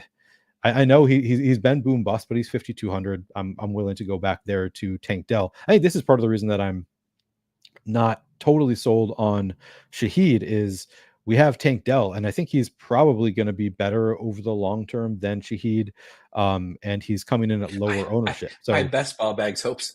That would me be too. Disastrous. Yeah. So those are some one of the bigger, and this is I think getting into the lower tier more, but Romo Dunze, one of my favorite plays on the slate. I think that we could see last week we saw the route participation jump to 83.2% with Keenan Allen not there, and he was not very good. I watched the game. He had some drops, didn't love that, but he was a great prospect coming in. I think that this is the first good matchup he's had. I mean, he's played Tennessee and Houston, really, really tough defenses, I think. So I think that this is the first game where we can really see if Romo Dunze is going to be able to take advantage of a good matchup. And I think at 4,200, the price is low enough, the ownership is low enough, all that stuff drops off. And I think that he is a really strong tournament play. Now I have heard the argument that maybe the Texans secondary isn't as good as I think it is, that maybe they're a weak point that hasn't really been exploited yet, and that's coming. So maybe this isn't quite the matchup jump that I think it is, but I still think this Colts defense is just not very good. I think that Romo Dunze could be in for a big game here. Also like DJ Moore, but Odunze is the one that's really getting overlooked for a guy who was drafted really high. I think still has the talent and has had more opportunity with Keenan Allen out. If Roma Dunze were 4,200 on just about any other slate against what has been an absolute abomination of a defense and lost, is without DeForest Buckner, is without I don't know how to pronounce the rookie's name, but they're banged up on defense. And I know we would have to, right? You have the Saints who are just destroying everyone for the first 2 weeks, and the Bears who look absolutely awful for the first 2 weeks. Like, if we just threw those aside and you said Keenan Allen is out, and you looked at the matchups, we'd be like, why is like 3 weeks ago, we'd have been like, what is happening? Like, no one's playing DJ Moore and Roma Dunze and Caleb against it, right? And trust me, I get it. But it's sometimes I like to look at it through that lens as well, being like top 10 NFL rookie wide receiver, like DJ Moore. Did we watch DJ Moore last year against the Colts? I think the Bears are super fascinating today. So I want to talk about their running back as well in just a second. But first, I got to talk about some NFL Survivor. If anybody's, everybody's in their home Survivor pools and all that kind of stuff. I am famously 2-0 in my Survivor pool because I was not a New England Patriots slappy in week one. Shouts to me. I did pick the Bears, so I was almost a bigger slappy. That was a luck box win. But if you played in those first 2 weeks and you've lost, don't worry, you're with like 60%. of the people, but you can start a new Survivor contest in week 3 on Splash Sports, which you're seeing on your screen here. It's available in 34 states. It's the leading peer-to-peer fantasy and betting contest in the country. So if you join splashsports.com/rotogrinders, you can compete against all of us, our RotoGrinders, air quotes, experts, the community in the Survivor Revival tournament in week 3. We've also added DFS Pick'em and a fantasy tiers contest, as you see on your screen. So check that all out at splashsports.com/rotogrinders. Pretty cool. I like these new different formats of some peer-to-peer stuff, because we can't all be Squirrel and just win all the money every single Sunday. I mentioned DeAndre Swift as a running back that we did not talk about, and I just want to kind of open it. We got like 10 minutes or so. I want to hit some questions, but I want to open it up to you guys for just like players, things that you think are important on this slate, things you're really getting to in tournaments that we haven't talked about before we kind of wrap up with some questions. John, you want to kick us off? Sure. I'll just say that I really think we should stick to the really good game environments. I think that's where you want to start your lineup, is one of these indoor games that has a really high total. It seems that, we all want to find the guy that's like going to be the big differentiator in our lineups, but like we should be focusing on, this Philadelphia New Orleans game, Detroit Arizona game. I think if you want to, like maybe those games both bust, then there's like a couple of other games like the Houston Minnesota game, and then like I think like Dallas and Baltimore is like a fourth game for me. It's just really hard to get to on DraftKings, easier on FanDuel. Just the pricing is really tough and the stacking is like really awkward for that game. But yeah, certainly consider pieces from that game. And then there's just a bunch of games that I'm probably not that interested in. The Giants like Cleveland game, like there'll be times to play Giants and Cleveland passing games. I don't think it's like this week. Same thing, Chargers, Pittsburgh. There may not be time to play them. But just games I'm really like not that interested in. Green Bay, Tennessee, kind of keep forgetting that it's on the slate. Other than the defenses. So yeah, I think if you're making a lineup for like one of these large field contests, you want to be thinking about which of the high total game environments do you want to target, start there, and then you want to take some peripheral pieces from some of the other games. That's fine, but start your game with like these high total, like start your lineup with these high total games. Glad you mentioned Chargers, Steelers, because to add injury to injury, more injuries in that game. Justin Herbert is playing.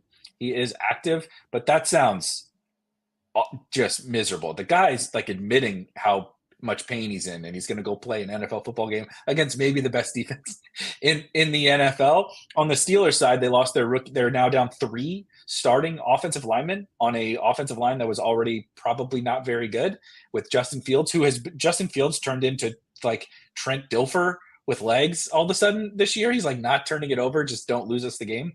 Very bizarre, but I don't feel very good about that, like kind of other than the defenses again, but I'm not even sure either of those teams attempt to pass today. This is going to look like a 1912 football game, I think, out there in Pittsburgh. But Neil, any additions to John's list or favorite tournament things we have not talked about? Yeah, I would add, and this is, sort of adds on to what John was saying about leaning into the best game environments. I'm actually leaning more into large game stacks. So this has been kind of a controversial, people have different opinions about how to do this because scoring is down. So I think a lot of people are saying, well, you can just go a single stack now. You don't need to do the double stack. You don't need to do the double stack with the ring back. You're just really hunting for touchdowns. And, I think that's, logical, like that there are different ways to think about it. But to me, we're trying to get to the top of tournaments. And I still think the easiest way to get to the top of a large field tournament is to just really condense the number of things you need to get right. And if one of these games does go off, because scoring is down across the league, if one of these games does put up 65 fantasy points, suddenly if you have that game and you hit the right pieces of that game, you are just lapping the field. If everybody else is going down to, hey, I'll just do a single stack, you don't need to do a bring back, we're really just trying to hunt for touchdowns, I'm more inclined to just lean into, okay, which of these games could just go completely off and separate me from the rest of the field. So that's one thing that, I've heard different opinions about how to approach this with 2024 NFL teams passing a little bit less, scoring being down a little bit, I think there is some sentiment that you can get away from the game stacks at this point, and I'm just leaning into it that much more, because I think if I just hit on the right game stack, that really limits the number of things that I need to get right in the parlay, and I can really lap the field there. It's beautiful for me because we've come full circle on that, where we used to do it and it was a huge edge, I thought, in earlier days of DFS. And then as everybody's gotten smarter and all the sims, and shout out Sim Labs here at RotoGrinders, like people have gotten so much smarter that like it's very hit or miss. We used to just show up to the slate and say, all right, what game am I stacking? I'm going to, 2 guys here, bing, bing, boom. And that wasn't really the right way to play it. But now it's kind of come back around where all the sharps, the air quote sharps, are like, I don't need a game stack, right? I'm just finding, running my sims and figuring out where the under-owned and over-owned things are. There's a lot of stacking that ends up involved in that, of course. But I agree with you. I think that this kind of current market of the NFL means so the way you gap the field is by finding the games that actually score a lot of points. Because if most games are not going to have a lot of fantasy points in them, the ones that do score, is like, you better have them or else it's over, and you can miss a little more easily, right? Like my team last week, as an example, I had basically only exposure to 3 different games. When you hit on Alvin Kamara and you hit on Malik Neighbors, like, it kind of doesn't matter. Like the rest of I had Cooper Kupp. I had Cooper Kupp on the team, and that was a miserable sweat, but like it didn't matter that much. John had CeeDee Lamb, who was good, not amazing, but he stacked up the Cardinals, and the Cardinals and Kamara went absolutely nuts, and then you get a nice little QJ game at the bottom, and you're like, bang, like it's over, because you just once you got that Cardinals thing right, once you got Kamara right, like you're really flexible on what you can do. So I'm glad that you mentioned that. John, you got anything to add before we hit some questions? Yeah, actually, I'll just add on to that. Like, if you think about it in terms of like baseball slates, this argument comes up as well. Do you want to stack more on a high-scoring slate or a low-scoring slate? Most people think like high-scoring slate because, some team's scoring a bunch of runs, and so you need to stack. But actually, if one team scores 8 runs, this is actually something I think Dave Potts said on a MLB Crunch Time this week. Like, if one team scores like 8 runs and all the others only score 2, you absolutely need to have stacked the team that scored 8 runs. Yep. So stacking can actually be more important on a lower scoring slate. And we're seeing that in the NFL now, where, if you've got one game that's got a 51-point total and you've other game with a 35-point total, you want to be on the 51-point total. Like stacking up that game and overstacking it maybe becomes more important than like just, trying to take pieces from here and there. Yep. Nailed it. Couldn't agree more. Also, that's something, shout out Osimo, another big time DFS player in the space, has always said, try to win the low scoring slates. Like the high scoring slates, like play your teams as if it's going to be the low scoring slate, because you want the slate to be low scoring. If everybody's going right, if Akers and Achane and Kamara and Mason and Olave and Devonta Smith all go nuclear, good luck. Like, you tell me how you're going to win that slate. I want to win the slates where I built a set of teams and something had to like bust, right? Or one thing had to outshine the rest, and which makes it really, really low scoring, which it has been really for 2 weeks so far. A couple quick questions, and then we'll wrap with as we do every single week, the what's going to win the Millie this week, which has been pretty damn good so far, I would say, for us. A lot of hits in that category, so we'll see if we can keep it going. Javon asked about Aaron Jones. Any Aaron Jones or Tony Pollard as kind of some running backs we did. Are you Neil? Are you playing either of those guys? I'm playing some Tony Pollard. I'm not. I don't think I have any Aaron Jones currently. Just think that Texans defense is pretty tough, and we saw Ty Chandler actually eat into the role for Aaron Jones last week after it was pretty elite week 1. Ty Chandler played a bigger role last week, so I think I'm out on Aaron Jones. But Pollard, we got Tyjae Spears a little bit banged up. He's playing, but still maybe limited. And Pollard has been looked pretty good this year, so I do like Pollard against the Packers. Also a pretty good matchup against the Packers run defense. Either of those guys, John, or also in that game, Josh Jacobs, another running back. I got a question on him. Any of those 3 guys? So honestly, for DraftKings, I've got basically a top 5 that we talked about of like Alvin Kamara, Cam Akers, Jordan Mason, Devon Achane, Zach Charbonnet. Like, those are my top 5. And then after that, there's a bunch of guys that I've got like 5 to 10% of. And I think like Tony Pollard. Actually, I think DeAndre Swift is probably the leader of that pack for me. Then it's like Jacobs, Pollard, Aaron Jones, like a bunch of guys that could hit. There's probably some kind of correlation if I'm using those guys. Makes a ton of sense. Keep your questions coming. We will be bringing in just a second the Crunch Time crew, and they will get you guys all led up to lock here in the next 45 minutes. Apologies if we did not get to them. You guys asked a ton of good questions. But again, Crunch Time will get you all set up. But we have to bring our GPP Final Takes on the GPP Final Takes show, which again have been pretty darn good so far. Neil, we're going to make you go first. You went first week 1. I think that means good luck is coming to you. We're going to pretend that is what it is. What's the first thing that we got to put into our team GPP winning lineup? Oh, you mean the first player that goes in? Okay.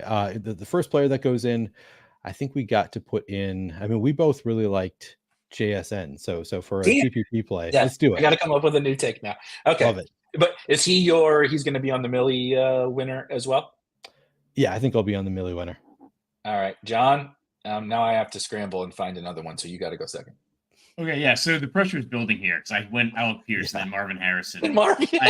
And so I was thinking like this morning, because there's a lot of guys that I really like. I like Devontae Smith, Chris Olave, Rashid Shaheed, like all guys that Jameson Williams, all guys I've been thinking about, but they're all kind of too on the radar for me. So I'm going off the radar, and I thought of the guy this morning, and then I couldn't believe the show leading into us talking about him, Jonnu Smith. Opportunity cost of tight end is not high. So if Jonnu Smith is Skylar Thompson's guy, right? Like his safety valve or whatever, instead of Devon Achane, well, like Jonnu Smith could blow the tight end position out of the water. Like he's a very athletic player. He's a guy that the Dolphins went out of their way to get this offseason. And like, I don't know, who else are you playing in tight end?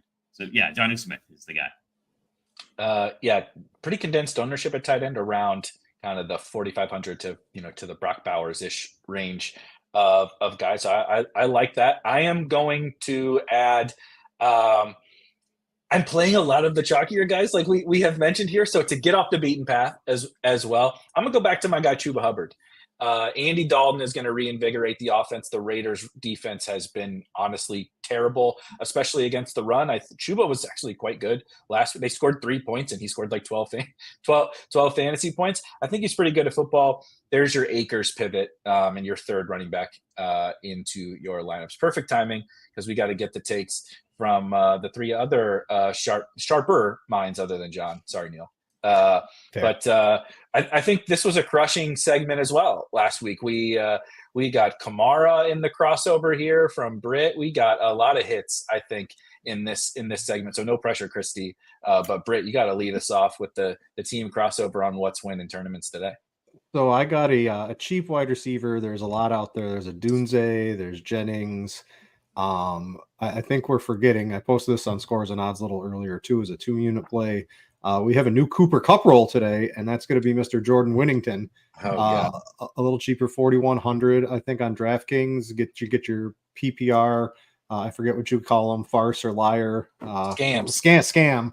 I like him as a cheap option today for tournaments. And also, if you're in a bet, go. The Saints are underdogs against the Falcons next week, guys, in Atlanta. Just go put the life savings on that. It's a 3-unit play if you want to get on the look ahead line. I love it. I love Britt doing the Lord's work for us, getting week 4 bets out touted here in week 3 so we can win some money. I love it. Chief, what we got? I feel like last week we were so close. I was telling Cardi, if Dak Prescott and CeeDee Lamb just don't screw me in that early game, I'm all the way to the money. I had so much Kamara last week, so much Saints. And folks, I'm here to tell you the Saints are not going to let you down. However, this week I think they don't get to take their foot off the gas. I think the Eagles score some points. Give me Jalen Hurts. Give me basically 4 pieces from that game in the Millie. 4 from that game in the Millie. Finally, a team is able to keep up. I'm not saying they score 40 points. I'm saying if they're in the 30s and the Eagles are in the mid to high 20s, you take down the GPP today. Give me Jalen Hurts with Devontae Smith, with one of Olave and Shaheed, with Kamara. And nobody's doing it because it's too expensive for you to fathom. But I am. I love this because we just gave some cheap guys, the JSN, Jonnu, Chuba Hubbard. So Kristi, I think this is you're putting the cherry on top of all this, and everybody's going to shake it up in lineup HQ and spit out some winners. Absolutely. So a team that I like, they have not been great, but I do have some interest in Caleb Williams, and I know Britt mentioned Dunze. So I think it's kind of interesting. Low own, this is kind of a good spot for them to kind of get right. So I have interest in the Bears this week. I love it. These are all the fun takes. We'll keep the hot streak going in week 3, I think. But we will get out of here, the GPP Final Takes crew, and let the crunch time folks do their job, and we'll see you guys next week. Well, thanks to them for a great show. I'll end the show from 9:30 as well with Dean, Tim, and Mr. Bobby Gomes. But we're here today. I'm Brit Devine here for Crunch Time. And we have Will. We know Will. He's been around, but we have multi live finalist Kristi Metzger here on the show today. Kristi, it's been a while since we had to do a show. What's going on? I know it has been a bit. I am really glad to be with you guys. I think it's a great slate today, and it's always kind of fun to walk through everything right before kickoff starts. So I think it's a great one for us, and good. Will, what's going on with you, my man? We do these shows. Well, we used to do a bunch of them every week. We were on Crunch Time last week. I think we nailed it. Looking to repeat this week, my friend. Yeah, man, for sure. I'm just glad to see my friend Kristi. I don't get to see her too much, and so I'm glad she's here. Nothing against my good prop pal Brit Devine. Brit, I see you a lot more than I get to see Kristi. So the fact that we get on this Crunch Time today has me very excited. And oh shoot, I was trying to put my last lineup in. Stupid me, I didn't reserve, and now the contest is full. So now I got to find something else to put in my sneaky lineup here that I actually just talked about. I was building some more like before the show, and now I got to find another contest to put this in. But this should be a fun one. I'm really excited about this show, man. Yeah, I'm getting all the Jonnu Smith from Squirrel. I got everything Jonnu Smith into everything. That's the key. Yep. We have to make that put it in all your lineups right now. Whatever Squirrel says goes right now. Yep. Kristi, I'm going to throw it to you for quarterback real quick. For me, cash games, you're probably FanDuel because you have like a cheap Akers over there. You can probably spend up on a quarterback, a Hurts, a Kyler Murray, a Lamar. You probably want a rushing quarterback generally with how the NFL is with lower scoring. You get a higher floor, plus things like that. That's what I like on FanDuel. DraftKings, you can get up to the higher end. You can play a Kyler Murray or Hurts over there. I think, or Lamar. Again, those rushing quarterbacks on the lower end, I don't like Derek Carr. I think is going a little overlooked from even a cash game perspective. I know it's more tournaments. When you're stacking together, that's going to come through for that game. But I think Carr is a fine play. That offense is humming. I love the Saints offense. I like what they're doing with the play calling, all of that stuff. So that's from a cash game perspective for me. Maybe a Geno if you're scraping the bottom of the barrel. I'm not really going any lower than that. What are you doing, Kristi, for tournaments, single entry, 3 entry? If you're doing MME, let the people know what's up. Yeah, exactly. I agree with your cash takes. I think you're spot on. With FanDuel, Kyler Murray is really my guy. He's one of my favorites. Like you mentioned, some of the rushing upside, great offense, great total, just an elite game environment there. So I've got him as one of my tags. And then I've also got CJ Stroud. I am interested in the Houston game. And there's so many great receivers. I think Akers is going to be, the chalk play of the week. And I like getting a little bit different. FanDuel, I think you take the free square with Akers. He's just so cheap and opens everything up. But on DraftKings, I think you could maybe get a little bit different. Tank Dell is a great option over there. He's super cheap, but I think Stroud is great. I mentioned, just very low owned in a large field GPP. Mentioned the Bears a little bit. They've been terrible to start the year, but I think this is a spot where you can really pick up very, very low ownership on a guy like Caleb Williams and DJ Moore. I think is fantastic. Keenan Allen's out, so you got a Dunze, so you kind of the targets are a little bit more concentrated. So like those guys, I would also throw in Dak Prescott. I do like him and CeeDee Lamb quite a bit, but yeah, for me, a lot, Kyler Murray, CJ Stroud, Dak Prescott kind of leading the way for me.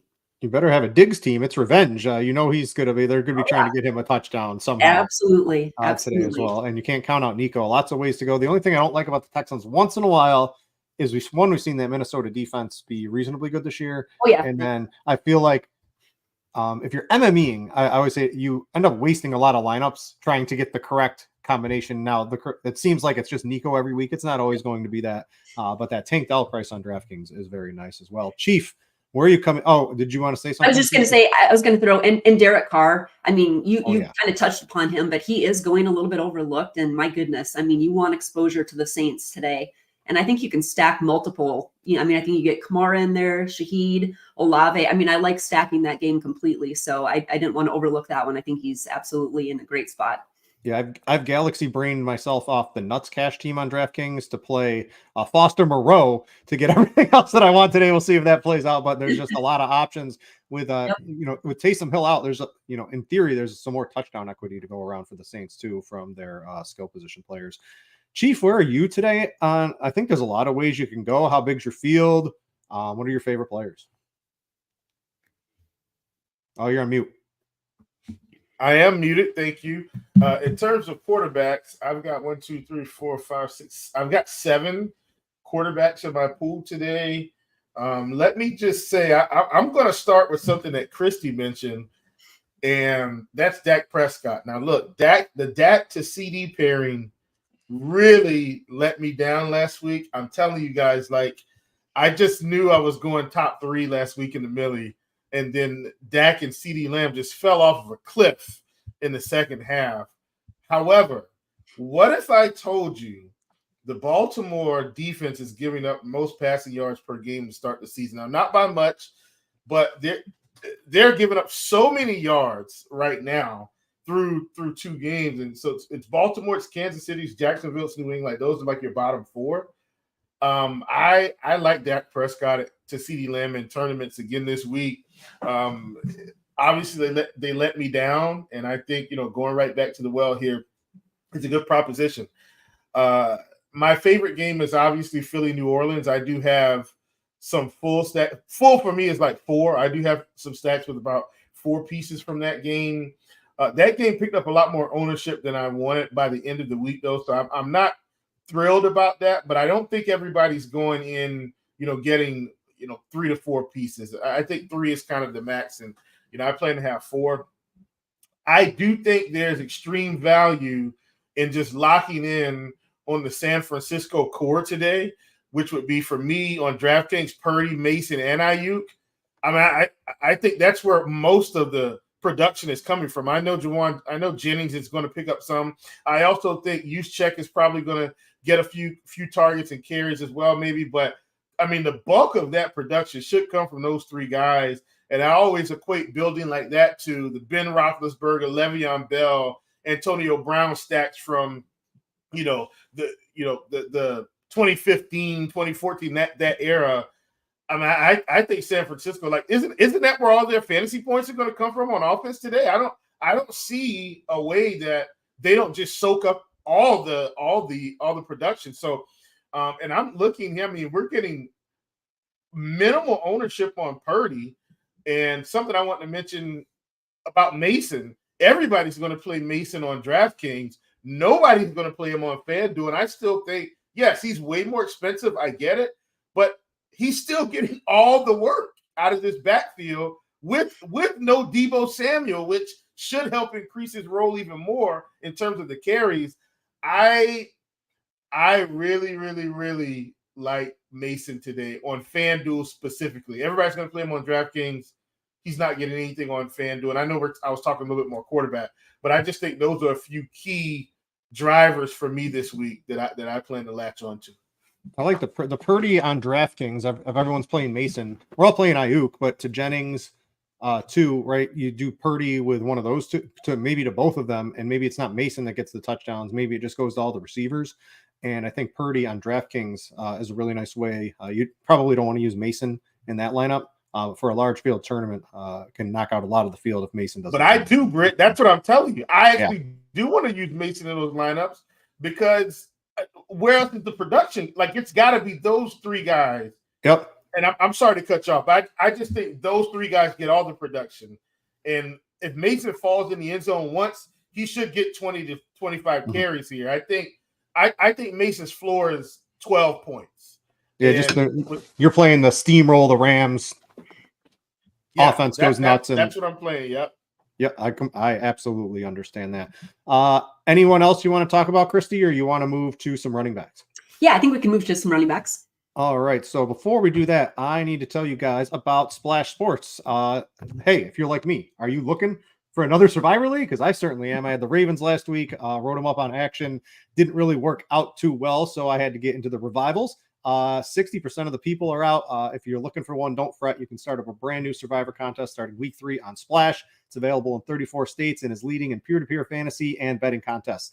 You can join us at Splash Sports/RotoGrinders to compete against our RotoGrinders experts community in another Survivor Revival tournament week 3. There's an NFL DFS pick'em or a fantasy tiers contest as well. There's a bunch of other things on Splash as well. Whatever you're looking for, the Survivor pick'em, against the spread, whatever you want to do, check out Splash on that one.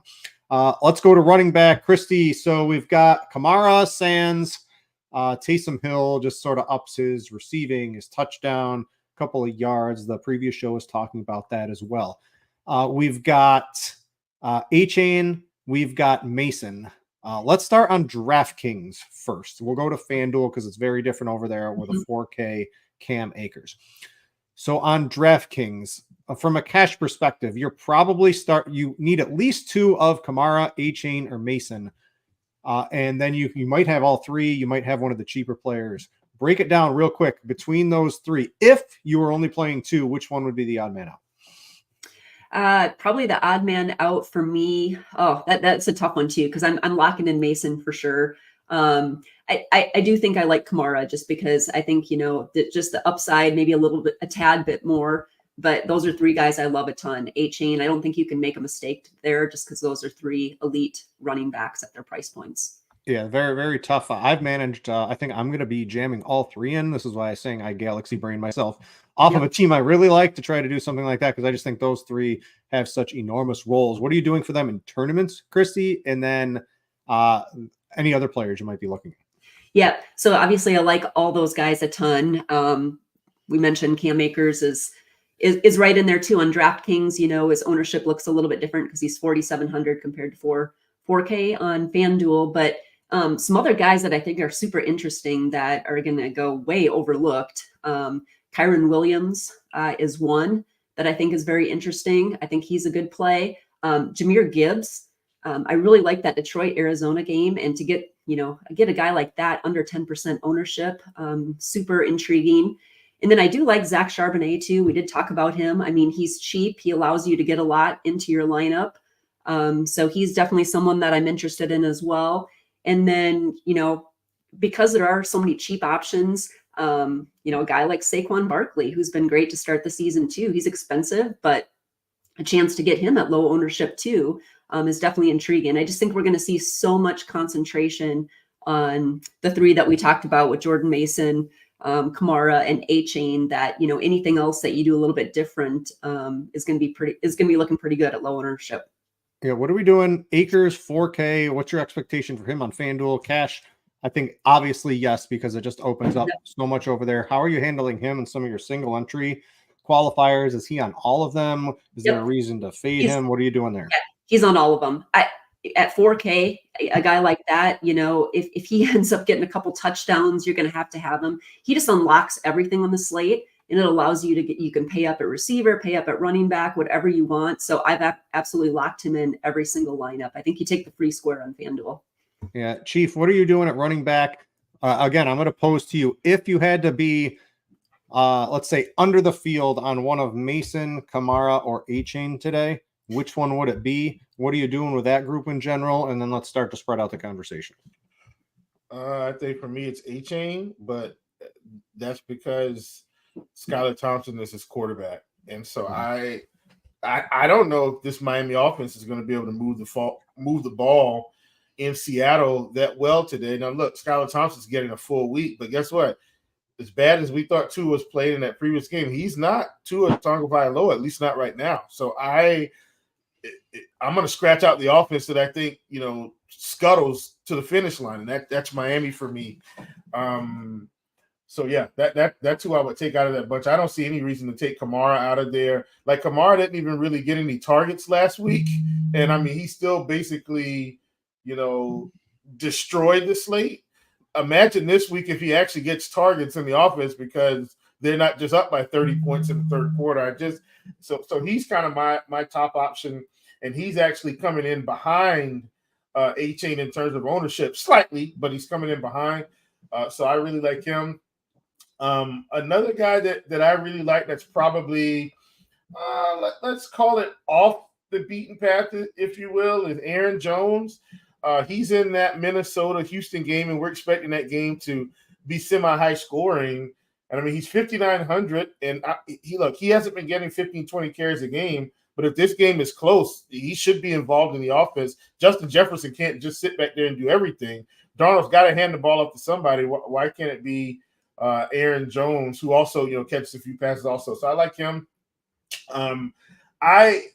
Indianapolis has been giving up a lot of yards on the ground. Like, sneakily, I want to get some DeAndre Swift in also. And then last but not least, nobody wants to play this guy. I feel like he was the first week darling and comes out and does nothing. But have we forgotten that the Carolina Panthers run defense is just getting gashed every week?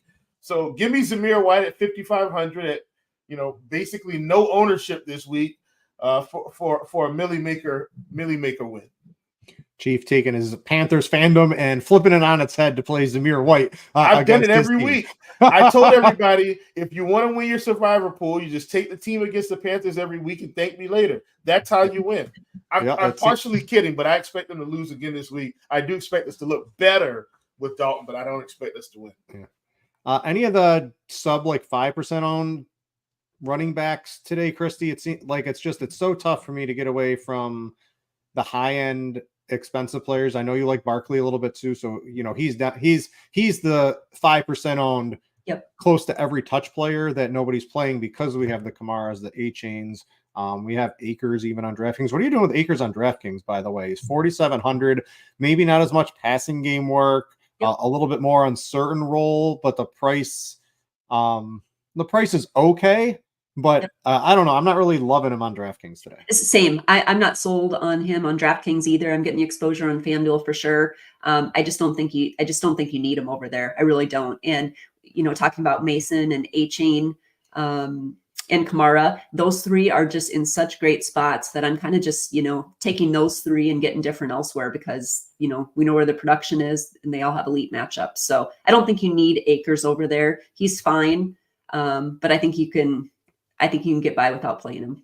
Yeah, running back, not a spot you generally want to go away from the every touch running backs in large field tournaments. And there's enough of them to go around today. I would stick to those guys with very, very secure roles instead of trying to get cute.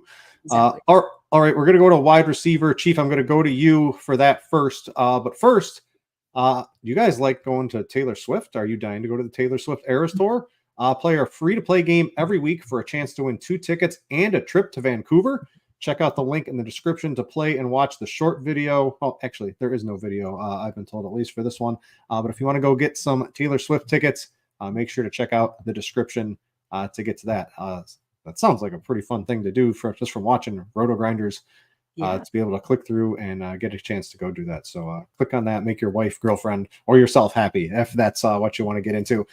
Chief, wide receivers, again, pretty chalky at the top. Usually in large field tournaments, you want to sort of shy away from the high-owned wide receivers, especially when they're not the greatest of plays. The problem, and I think this was even last week, is they seem to be great plays this week. We've got Brandon Ayuk, Sands, everybody on that offense against the Rams, who Kyler Murray and Marvin Harrison just went nuclear against. We've got Devonta Smith with no A.J. Brown at a reasonable price. You've got pick a Saints wide receiver in a game they might be pushed to play on. There's a couple of other guys. You're probably going to need one cheapish sub 5K wide receiver on most of your lineups you make today. Let me know if you got a favorite at that. What are you doing at wide receiver? Well, let me just say, as much as I don't like the Miami offense in general today, like Tyreek Hill. I mean, he's just one play away from 2% breaking a slate. I mean, this ownership, like what? I think it's way too low for Tyreek. So once again, I'm not thrilled about Miami, but Tyreek, this is a guy that can take a screenplay to the house, and so can A-Chain. But the question for A-Chain was, who did I like the least out of the three? So let me make that clear. But Tyreek Hill in tournaments, I think, is an amazing play. I think all these guys at the top. So if you look at the top, CD, Jefferson, Tyreek, the guy that is getting some ownership is St. Brown, and Devontae is going to get some ownership because the Panthers are terrible. But I just explained, like, the Ravens are giving up the most passing yards in the league right now, and the Cowboys need to do something to right the ship. CeeDee Lamb had a reasonable game last week and was a ghost in the second half. Really like him for tournaments in the mid-range. I like Nico Collins. I don't think Nico's getting enough, and obviously I know that they've kind of got this interesting wide receiver tree there now. But Nico's he's the guy, man. He's getting 8 to 10 targets, converting the targets, playing big time. So I like him. Devontae Smith is the guy in the mid-range that's getting a ton of ownership. I think it's the right play with no A.J. Brown alongside this offense. A guy that I like sneakily today is Amari Cooper. I don't know if anybody's mentioned him, and yeah, it's gross. You've got probably the best worst quarterback in the league in terms of Watson, who seems to have fallen off of a cliff.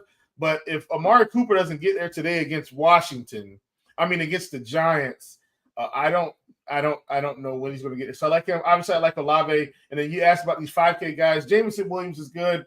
JSN is good. Shaheed is good. I think Tank Dell is good.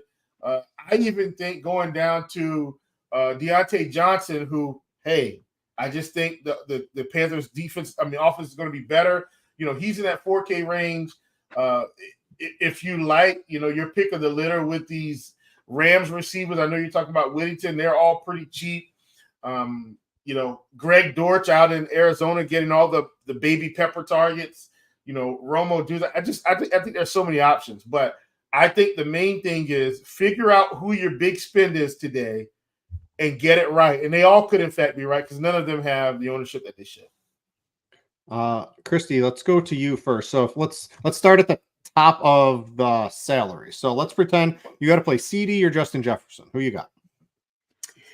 Yeah, that's a tough one. I'm probably going CD today, but it's close. I like both of those a lot. I like Chiefs Tyreek call a lot because if you were told, hey, he's going to be 1 to 2% owned, my goodness. Doesn't matter who the quarterback is, he still has slate breaking upside. So I think he's a absolute phenomenal play today.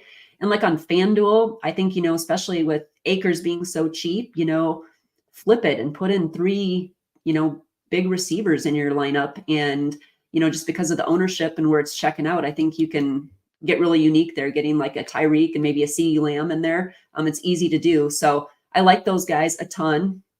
The chalk is kind of condensing, like you mentioned. You've got Brandon Ayuk, you've got Devontae Smith, Olave. A lot of those guys are checking in as the top plays. Like those a ton. Some guys too that I mentioned, that Bears offense. I really like DJ Moore. He's priced kind of in the middle there today at 6.7K on DraftKings. I like that. I think he's a sneaky. We saw last year what he did. I think as Caleb gets more comfortable in the offense, I think, and again, with Keenan Allen out, I think the upside is there. So I like him. Malik Neighbors, I think, is a good play. And then I know Squirrel talked quite a bit about this, just, talking about, I know he had a huge week, obviously last week with the Arizona offense and whatnot, but Marvin Harrison Jr. is still projected at single digit ownership, I believe. I heard Squirrel mention too, what if he is, in that range of like Justin Jefferson and this is too cheap for him? I completely agree. I have a lot of Kyler Murray exposure today, and Harrison's probably my top receiver. So I like going right back to him. The upside is unreal. So take advantage of that while we can. Tank Dell, I think, is a great play, especially over on DraftKings today. Just we haven't seen the big breakout game from him yet, but it's certainly coming, and we've seen what he can do. So I like getting exposure to him as well. I do think for some of the cheaper ones, Chief mentioned too, Deontay Johnson. I think you do have to get a sub 5K play in there. So I think that's fine. JSN too is pretty cheap, and I think he has big upside as well. Roma Dunze, and then Jameson Williams too. In that Arizona-Detroit game, I like getting some exposure to the Detroit side of it, and I think Jameson Williams has shown he's got big play upside, so I like him quite a bit. Those are some of my favorites, I guess. Can I mention one more person? Oh yeah, go ahead. Close out of that. Like, I don't think Chris Godwin's targets are falling off of a cliff today. And I mean, look, man, I just like taking, and I talked about this on the Blitz show. Like, AD was asking me, how do I like to play tournaments? And obviously, Kristi's been like the tournament master for years now. But this is how I play. Everybody's playing this person. I just take the best plays that nobody else is playing. As much Chris Godwin as we played last week, we're not getting nearly as much ownership this week. And it's basically nothing's changing about what's going to happen today. They're going to keep throwing him the football. And he's still 6,500. Like, he goes off for 20 plus again next week. He's 72, and now you're really starting to think about, do you want to play him? I think this might be the last week to hop on the Chris Godwin train. I want to know too for FanDuel. We didn't talk too much over there. They have the Kansas City game. Rasheed Rice over there, absolutely in play. Cash game lock, in for tournaments. You're going to want 3 baller wide receivers on FanDuel today. You don't get to do that too often. Make sure you have 3. These guys are getting the football wide receivers on your FanDuel team. I was just going to mention the same thing. I forgot about that, but I think Rice is definitely a core play on FanDuel for sure. Too cheap and with no Pacheco this week. Yep. I like the Sunday night. Give me more games. Give me all the games. Make up new games. I want more players to choose from, and I like having the Sunday night game on FanDuel this year. I like the 100-yard bonus that makes FanDuel a little bit more of a fun experience, if you ask me. All right, tight end. Real quick for cash, FanDuel, you probably have the money to get up to a Bowers or the Arizona tight end. DraftKings, you could do that. Probably you're in the mid-tier. Looking at a guy like a Jake Ferguson, probably over on DraftKings. He's reasonably priced over there. Even on FanDuel at 5,400, you could probably make that work as well. If you want a galaxy brain like me, you can take a look at Foster Moreau, who's, I believe, 2,600 on DraftKings. If you're able to squeeze that in, that makes the rest of your lineup look very nice. You can get high-end running backs. You can get a high-end quarterback. You can get good wide receivers if you're willing to sacrifice tight end. Generally a spot I'm willing to do that. Kristi, how are you approaching it? Is it McBride? Is it Bowers? Are you going to are you going to do the coach speak with is it Sam Laporta's week in Detroit finally? Is he going to get some targets? Kyle Pitts. I know the last show, Kyle Pitts was one of the first things I bet this week at 36.5 yards. I think I got it at. The Chiefs, I think it's because the Chiefs, what did they had to shut down in the first week. They had to shut down Mark Andrews, right? We saw that with the coverage, so likely went off. And then in week 2, they had to shut down Jamar Chase, so all the tight ends went off. I don't know. Are they going to try to shut down Drake London? So Kyle Pitts finally has a big game we haven't seen for his first rookie season. Just what are your thoughts overall at the tight end position, Kristi? Yeah, it does depend a little bit on site too. On FanDuel, I think Trey McBride is a great play just based on the price point there. I'm not paying up for him as much over on DraftKings. Still a good play, but I think, as Brit mentioned, there's some, cheaper plays in the middle that just make a little bit more sense. I do like Jake Ferguson a lot now that he's back. I mean, he's been a huge part of that offense, so I like getting to him. I think Dallas Goedert is interesting too. He's cheap over on DraftKings. I think he's a fine play. And I think Brock Bowers too, obviously, he's a little bit more expensive, but certainly worth it. And Britt, I like your call too, of even just getting, really, really cheap and getting Foster Moreau in there. I mean, I think it makes your lineup, you're really able to get kind of all the players that you want in there. So I like that call a lot. I think it makes a ton of sense. I guess I have probably more of a condensed pool at the tight end spot this week, but a lot of Trey McBride for sure over on FanDuel, especially. Yeah, I think it's Bowers, McBride, and Ferguson. I clearly, right, those are the guys. They're getting 50% of the ownership, I think, on both sites today. Chief, what are you doing with them? Do you have a favorite at a price play? They're all three very different prices on DraftKings. They're all separated by around $1,000, give or take each. Who would you be more apt to use here? Do you expect Bowers to go nuclear like he did last week against your Panthers? Yeah, I mean, it's Bowers just because the Panthers are awful. I know I keep mentioning that, but look, man, I'm just going to keep targeting this bad defense. Please play some Zamir White if you can. Just a few shares. I'm not saying load up, get you one or two. I want to go to FanDuel if I can, Brit, and I'll come back to DraftKings. I think Travis Kelce is the best tournament tight end there is. Like, we've seen the past 2 weeks. What is everybody saying? Travis Kelce's dust. Oh, my God. They paid him all this money, and he's not producing. And then today there's no Pacheco. Like, Pacheco was becoming like the safety blanket down the stretch. And guess what? Travis Kelce's always been the safety blanket. At some point, like, Travis Kelce's not going to keep walking through life with 2 catch games for 3 yards. I'm exaggerating. But my point is, he could easily pop for 880 and 2 touchdowns today. Or we've seen him go for like 4 catches for 40 yards and 3 touchdowns. Like, inside the red zone today, I think Travis Kelce will be a priority. There's no Pacheco. He's the most expensive guy, and everybody wants the shiny new McBride and Brock Bowers, and I get it. Like, those guys should have great games. But I think on FanDuel, Travis Kelce is the tournament tight end that nobody wants to play. All right, back to DraftKings. I think it's simple. It's McBride, it's Bowers, it's Goddard, it's Ferguson, maybe some Laporta, who's also in the same category on DraftKings to me as Kelce is on FanDuel. Like, nobody wants to play Laporta, and all of a sudden, he's going to have one of these game-breaking performances. If you win the tickets to the Eras Tour, you may be able to see Travis Kelce there as you go play on that as well. I'm gonna go to chat. Let's get some questions here real quick before I do. Don't forget to join the RotoGrinders Listener League. There's fun each week in the Listener League and play alongside other viewers as well as your favorite hosts. You have a chance every week to compete for first place and win yourself a month of RotoGrinders Combo Premium. That is not cheap. Check out the description for an invite to the contest if you want to play in the Listener League. All right, going to Discord first in the live stream chat. Carolina Guy wants to know, Kristi, I'm going to throw it to you. Last piece on FanDuel, Pollard or Zach Charbonnet? You know what? I think Charbonnet is going to be a little bit more popular. I do like Pollard. We didn't talk a lot about him, but I think I'd go Tony Pollard. I think he's a good tournament play. Supposedly Spears is a little gimpy today. Could be a 80% Pollard backfield situation. Just that's recent news, but just wanted to put that out there. That just came out. Yeah, I like Pollard quite a bit today. I think I was in on his prop earlier in the week.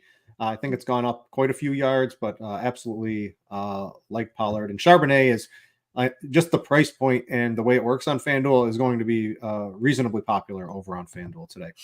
FanDuel Cash, Nico Collins, Bowers, and A-Chain, or Godwin, McBride, and Mason. I would probably... Oh, that one's pretty close to me. Ooh. Anyone have a take? What was the first one? Nico, Bowers, and A-Chain. So I love Bowers and A-Chain. Got to be the second one for me. Godwin, McBride, and Mason. Yeah, I think I'd go the second one too. Yeah, I think it's very close. I'll throw in for the third one as well. Luke Cage wants to know FanDuel tournament. Kristi, I'm going to throw it to you. You're sort of the FanDuel expert. We'll go to you. Justin Jefferson or Amon-Ra St. Brown on FanDuel today? I'd go Jefferson today. Yeah, Jefferson for sure for just the $100 extra. Just too many mouths to feed in Detroit now, and you're playing a little bit of a guessing game every week. They're sort of like Houston to me at the receiver position. All right, so you can get more questions in on Discord. I don't see anyone typing. We got in a couple of those. I'm going to go to YouTube, see what we can get here. Any love for Alec Pierce today? So Squirrel hit on him in week 1. We do have Josh Downs back. I think that's going to cut a lot of the Alec Pierce overall production today. Not someone that's really on my radar. Chief, you probably do more MME than I think most anyone else here. What's your take on him for these large field tournaments today? I mean, if you're MME, maybe a small amount, but I'm not loading up on Alec Pierce today. No, Alec Pierce was the week 1 squirrel. He hit that. I think it's time to put Alec Pierce back in the bag, and especially against this Bears defense, who I like as a reasonably nice defense today. They have a really good defensive unit. A couple of picks coming against Anthony Richardson today, and some sacks, if you ask me. All right, back to YouTube. Let's see here. Zach Moss over Kyron Williams today. That's probably more of like a season long. Would you? I don't think I'd be benching Kyron Williams for Zach. No, Moss. I wouldn't. Yeah, don't think we're doing that. Mahomes on FanDuel, preferred spend up quarterback. Not for me. Definitely it would be Lamar, Hurts, Kyler. Kristi, I believe you're probably in that too. Mahomes, Yep, exactly. when you have a chance to get the running quarterbacks in today's exactly NFL, I think you have to take them with the way passing and scoring's down, correct? 100%. Yep. All right. Let's see if I can get a couple more. Cooper or Ayuk on FanDuel in his flex. So Ayuk is going to be one of the most popular plays on FanDuel today. Chief, if that was you mentioned Amari Cooper, is that a concession you'd be willing to make to not play Brandon Ayuk? No, only because once again, look, man, sometimes the good chalk is the good chalk. Like Ayuk should get 10 targets easily in this game, like easily. I'm not talking about like a hard 10. Like this should be an easy 10 plus target game for him. I'm not willing to risk it with Cooper. I like Cooper because of the situation, but not better than Ayuk today. All right. New generation. I'm back in the Discord. Wants to know DraftKings tournament. Chief, I'm going to throw it to you. Cam Akers, Ferguson at tight end, and Olave, or Tony Pollard, Squirrels Jonnu, and then Mason. Oh man, I'm not going against Squirrel Patrol. I'm going to go with number 2. I mean, I think I'm going with the second one. But, I like the for second me, one. For me, it's just San Francisco should destroy LA. Like Mason might get 15 carries in the second half. That's exaggeration, but like he could. That's where I saw some coach speak there. I think they might try to get was it Garendo? I don't know if I'm pronouncing that. Some work in blowout time if that happens to go. I think they were maybe talking about that a little bit. So I'm playing Mason, right? I'm not talking down Mason. Mason's going to have a big game. But if it's like 35-10 to close out the game, I think Garendo might be making an appearance for the 49ers today. Let's see. I'm just trying to check a couple more. Deshaun Watson today. It's against the Giants. You like Cooper. What about Watson, Chief? I almost did it. He was my last quarterback out. I don't think he has enough upside anymore. And so he's out. All right, a couple more. Let's see. We're getting spammed. Someone asked about defenses. Yep. I like the Steelers defense, and I like them every week. Like people just don't play them. They typically are a double-digit defense like most weeks because of the sacks. And we're getting a hurt Justin Herbert going into Pittsburgh today, and what's going to be a slugfest. Like, give me the Steelers again. Yeah, I think the Steelers are fine. I love the Vikings on DraftKings, 2,400. I do too. Yep. They've been lighting it up. I don't care who it's against. Houston, I think that's good. I like the Bears. The Buccaneers are the chalk on DraftKings. Like them. There's a lot of plays on defense. I think you don't have to look too far. The expensive defenses, I think, are reasonably well. Chief mentioned the Steelers. I think you could try to play the Chargers against the Justin Fields. Fields is looking a little bit. They're controlling what he's doing, but he's always a possibility to take some sacks and things like that. I think there's a lot of different ways to play defense today. This is one. So this is sort of a DraftKings cash question. Maybe we'll close out the show with this. A-Chain or Charbonnet? I would definitely play A-Chain over Charbonnet. Much better overall, much better player. Now, Charbonnet's role, you don't need to be the greatest NFL running back to accumulate fantasy points. And this looks like a reasonable way to do that. I moved off Charbonnet personally. I'm playing Kamara, Mason, and A-Chain in there. I mean, these guys look like absolute locks to have massive games today. What do you think about Charbonnet, Kristi, as we close this out? Yeah, I think he's fine. But yeah, he's kind of the last man out for me. Just I really like A-Chain. I really like Mason, just kind of like we talked about before, and Kamara. So he's fine. But yeah, getting to the others, definitely way more. Yeah, and Charbonnet was the last guy off of my DraftKings cash team. Guaranteed big game. So if you have any way to link onto that, because I did that, he will absolutely have a big game. All right, we've hit 1 o'clock. We've got kickoff going on right now, so we can't really do too much to the lineups. Chief, I want to ask you any props for the late games or anything people might want to get in live. What are a couple things you're looking at today? Man, Brit, you know I got props now. I did put some in this morning, but man, I got some earlier this week, so I can't even mention those. If you didn't get those in, then so I'll give you the late game stuff. I do have CeeDee Lamb more than 81.5 receiving yards. I've got Brandon Ayuk more than 5.5 receptions. I've got Devontae Adams more than 64.5 receiving yards. I've also got Zay Flowers more than 7.5 targets. I've got Marvin Harrison more than 60.5 receiving yards. Where's that Zay Flowers targets at? Because that seems like that's underdog. Oh yeah, I'm going there right now for that one. Yeah. I've got Rashee Rice more than 75.5 receiving yards. Amon-Ra more than 77.5 receiving yards. I was just kind of trying to look at what I had late because all my early stuff obviously is already kicked off, so that wouldn't help you. But yeah, that's some of my late stuff. Yeah, that Zay 7.5 targets definitely going over that. Oh yeah, Britt. When I saw that, I said, "Oh my goodness, this is amazing!" Because they're gonna have to throw the ball today. He's been picking up 11 targets roughly this season. Yeah, quick passes. Mark Andrews is the blocker now. That's a very nice one to me. Kristi, I know you're going to all the live finals 24/7. It's hard for you to open up a sports betting app when you're flying all over the country going to all the live finals. You got anything for the people today? I don't. It's really tough. We actually don't even have the sports betting in South Dakota where I'm at. So if good, I can Kristi. Keep winning in DFS. We love you. You got any props or anything on the late games? Anything particular people might want to be looking at? I got the Whittington pick. If you're on underdog, he's at 34.5. I think you can get it at 30.5 yards for Whittington today in his Cooper Cup roll. That was a big bet for me today. I really like Chiefs. The Ayuk was at 5.5 receptions. Yeah, I mean, I just really like that. I thought that one really stood out. I saw you had put that out there earlier, so that's probably one of my favorites. All right, I'm going to get on that one. And then the Saints for next week, underdogs at Atlanta, if you're looking for a bet to get a week ahead, although you probably can't bet that now that the game started. That was a big one. I put that out on Twitter. Absolutely love that. That's going to flip. So I got the Saints at plus 120 this week when I wrote it up on Scores and Odds, and it was like minus 150 at kickoff. I think that's sort of what's going to happen on this one. That's basically even money now. And after they obliterate Philadelphia today and Atlanta struggles against Kansas City, this is going to get flipped around big time. And I think even if it doesn't work out, I don't think I'm going to lose much value on the line. Like the Saints 1 or 2 point underdogs at Atlanta already. That just seems like a bad line anyway, right? To me, I don't know.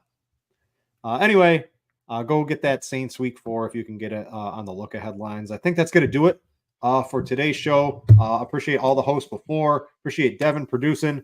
We got Will. We got live finalist extraordinaire Kristi. Now I might be duking it out with you on DraftKings in a few of these today, so I'm sure you'll beat me in those. But good luck to you in those as well today. Hope everyone out there, your bets do well. DFS goes well, your props go well. Great time to be involved in DFS sports betting, all of that. I originally thought once sports betting became so big that DFS would sort of take a backseat, and I think it's sort of making a comeback. There's big prize pools. It seems like there's a big variety of contests to play in, so it's not going anywhere, and it's a fun time to be playing NFL. Other than that, hope everyone has a good time this weekend. For Will and Kristi, I'm Britt. Thanks for watching, and we out you.